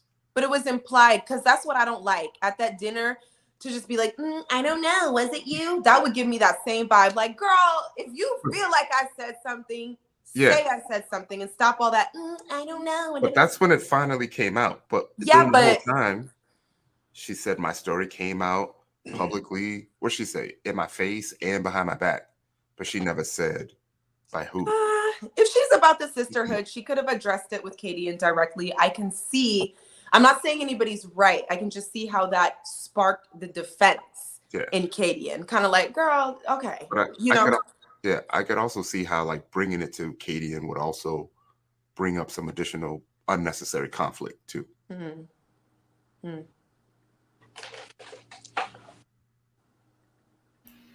Samson, thoughts? None here. Thank you. Yeah, he can't. Like, there's no, no. Just still had to ask. He's pleading the fifth. I know Shakira cried in the car on her way home. I just know she cried. I'm just, where's she getting all of these flowers from? Is she stealing them off that? Michael's. She like. I love the flowers. I used to wear flowers all the time out here. I love it. Like, watch y'all bouquets around Shakira. It's her style. I loved it. I loved that, because you know what? It separated her, because at the end of the day, and I'm gonna keep it real. We know Sabrina like to keep the flowers. I wish Shakira the best. I just want Shakira to heal, and I really want her to switch over her focus to really, solidifying, her emotional and mental stability before she gets into another relationship. Because most times, a lot of times, men take advantage of your emotional weaknesses. And then they maximize upon that and learn how to manipulate you in different types of ways. Then you're in a whole new cycle of abuse. So don't want, so I hope that after this situation, I've been seeing her on social media. I think Katie said she gonna beat her up or something like that, or told her to meet her, like she can meet her outside. But like, I just want her to focus like on her healing. That's the most important, not only for her, but for the child as well. Yes. I think Jeremy's a savage in real life, because you always be taking a savage approach. Who, me? A lot of these topics. Yeah. I choose violence. No, I'm really not. I just be I'm like this. I'm like this all the time. Honestly. I choose the violence. But honestly, it don't really feel like violence. It don't nobody else take it as that for the most part. I mean, like, if you're on a reality show and this is what you're showing me, I can't help but to say what I've been thinking, and I hope that she is, doing better. And I hope she don't try to catch a fade. Katie look like she's strong. But Katie look like she'll scrap with you. She looks like she really will go there. If Shakira is my friend, I would absolutely have the space and capacity to, just like I do with my other friends, walk through these things with her. But I just think for the show, it was definitely time for her to go home. Because actually, Sabrina, you mentioned it a couple of reviews ago. Like, this is too much for her. She needs to go home. Because it's just too much. Like, it's okay to discuss your trauma, but every clip, every cutaway, every confessional was about her trauma and how hard, and her son, and I didn't appreciate, and she's crying, and it's too much. Whether it was editing or what, this is not, like, you're kind of like, at this point, it feels like you're bleeding all over everybody. So you go ahead home. It looks like that's how they felt. Yeah. It looks like that. You know what I mean? I say it was what like can people editing. do? The guys were like gracious. Like, everybody's tiptoeing around your trauma, and I just don't think that that's fair for anybody. However, it's fair for her to go through her process, but that's a private thing. Yeah, I feel like production gives us topics to talk about. Yeah. And it's just up to them to show. I mean, I cried on camera multiple times. Yeah, me too. Like me and Courtney had a good date, and we spent half the date crying. You know what I mean? But they never showed it. So it's a lot of it is up to production. Yeah, and they do initiate a lot of the conversations, because in real life, if you think about it, you got 50 cameras in your face and they're like, go, and you're like, ah, you get stuck, you know what I mean? So it's like they do have to kind of, and that's why I say all the time, like, it's not produced, I mean, it's not edited. No, it is edited. It's not scripted. I tell people, always ask me, is it scripted? And no, it's not scripted, but it's absolutely produced, because you do get caught up in what to say and what questions you should, like, you don't know, like, you're not, this isn't an everyday situation where you have a camera when you wake up and you have a camera in your face and you're, on a date trying to be genuine and authentic. And it's hard because you have a camera, not one, but maybe 5 cameras in your face. So Samson, it does get a little bit different, huh? Samson, you cry on camera? No. Last time I cried, man, was when my dog died in 2011. Oh, I don't shed tears. I wish I could, because I always consider them cleansing. But I want to say this though about not any particular person on our journey and our season, but just because someone doesn't cry, just because someone does not cry, or are open with their trauma or their past issues, doesn't mean that they're not the most broken in front of us. Okay, so what if I were to tell you there were much more broken people on this journey? I believe it. Yeah. I'm not saying there were. I'm not saying they were. I'm just saying, we can't be so shocked because somebody expresses themselves with tears and openness versus someone that holds it all in. Mm-hmm. Sometimes the most broken ones are the ones that don't show any of it. Any emotion. Yeah. Yep. I was going to follow that up and say most women I know prefer a man. Yeah, don't call me out, bro. Willing to shed a tear. I like men that are vulnerable, that's able to be, that are in touch with their feminine side, you know what I mean? That are able to express themselves emotionally. I mean, because it shows me and it reminds me, like, you're human, like, you're not perfect. You know what I mean? Nothing against you, Samson. I'm not saying that, I want to cry sometimes, it just doesn't come, it doesn't fall. Right. I feel bad in my heart, but I just don't shed tears like that. Yeah. Is that a physical thing? Oh. Huh? Is that a physical thing? Why I don't shed tears? Mm-hmm. I think just going through that loss that I had with my father early on, it's like when you go through that at such an early age, when dad is like Superman, it's like nothing can compare. Anything that happens after this doesn't really equate to that level of sadness and loss. I've never done therapy to try to understand that. So I have no clue, but I when my grandmother died, I cried, my dad and my dog. It's just unfortunate, but I don't shed tears, but I do feel, pain in my heart when something sad happens. I just don't get to see the tears fall. Yeah. I'd be crying all the time. I'm a crybaby. Yeah. It's so cleansing. I'd be well, no, let me not say that. Anyways. Oh, okay. Well, maybe you can say it in the DM. Sabrina. Okay, yeah, maybe. Sabrina. Yes. I have to go. I got work in the morning. I want to thank all of y'all, for, showing me a good time. I really appreciate it. This is my first time here. I really had a good time. I would love for you to come back. Yeah, we can arrange something. Sabrina don't like to set dates and schedules. She just like to hit you up the day of and just say, come on the panel. No.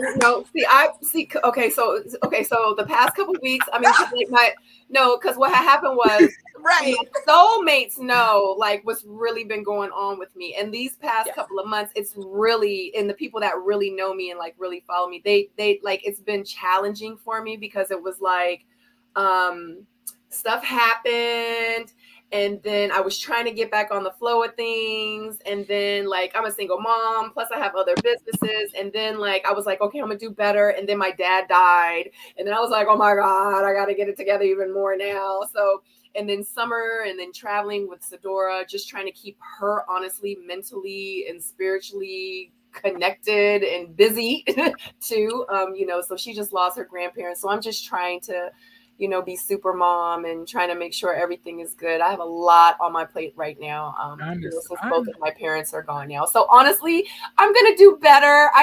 I'm gonna do better. But everyone that knows, Take your time. Y'all know my heart. Y'all know I want to be on time and try to give you at least 7 hours of notice, at least. Yeah. But I love you, and I love you in the chat. I love you guys in the chat. I love you guys that's on my panel. I love you for always showing up for me. You mean the world to me. You guys know I've been through a lot since I was filming as well.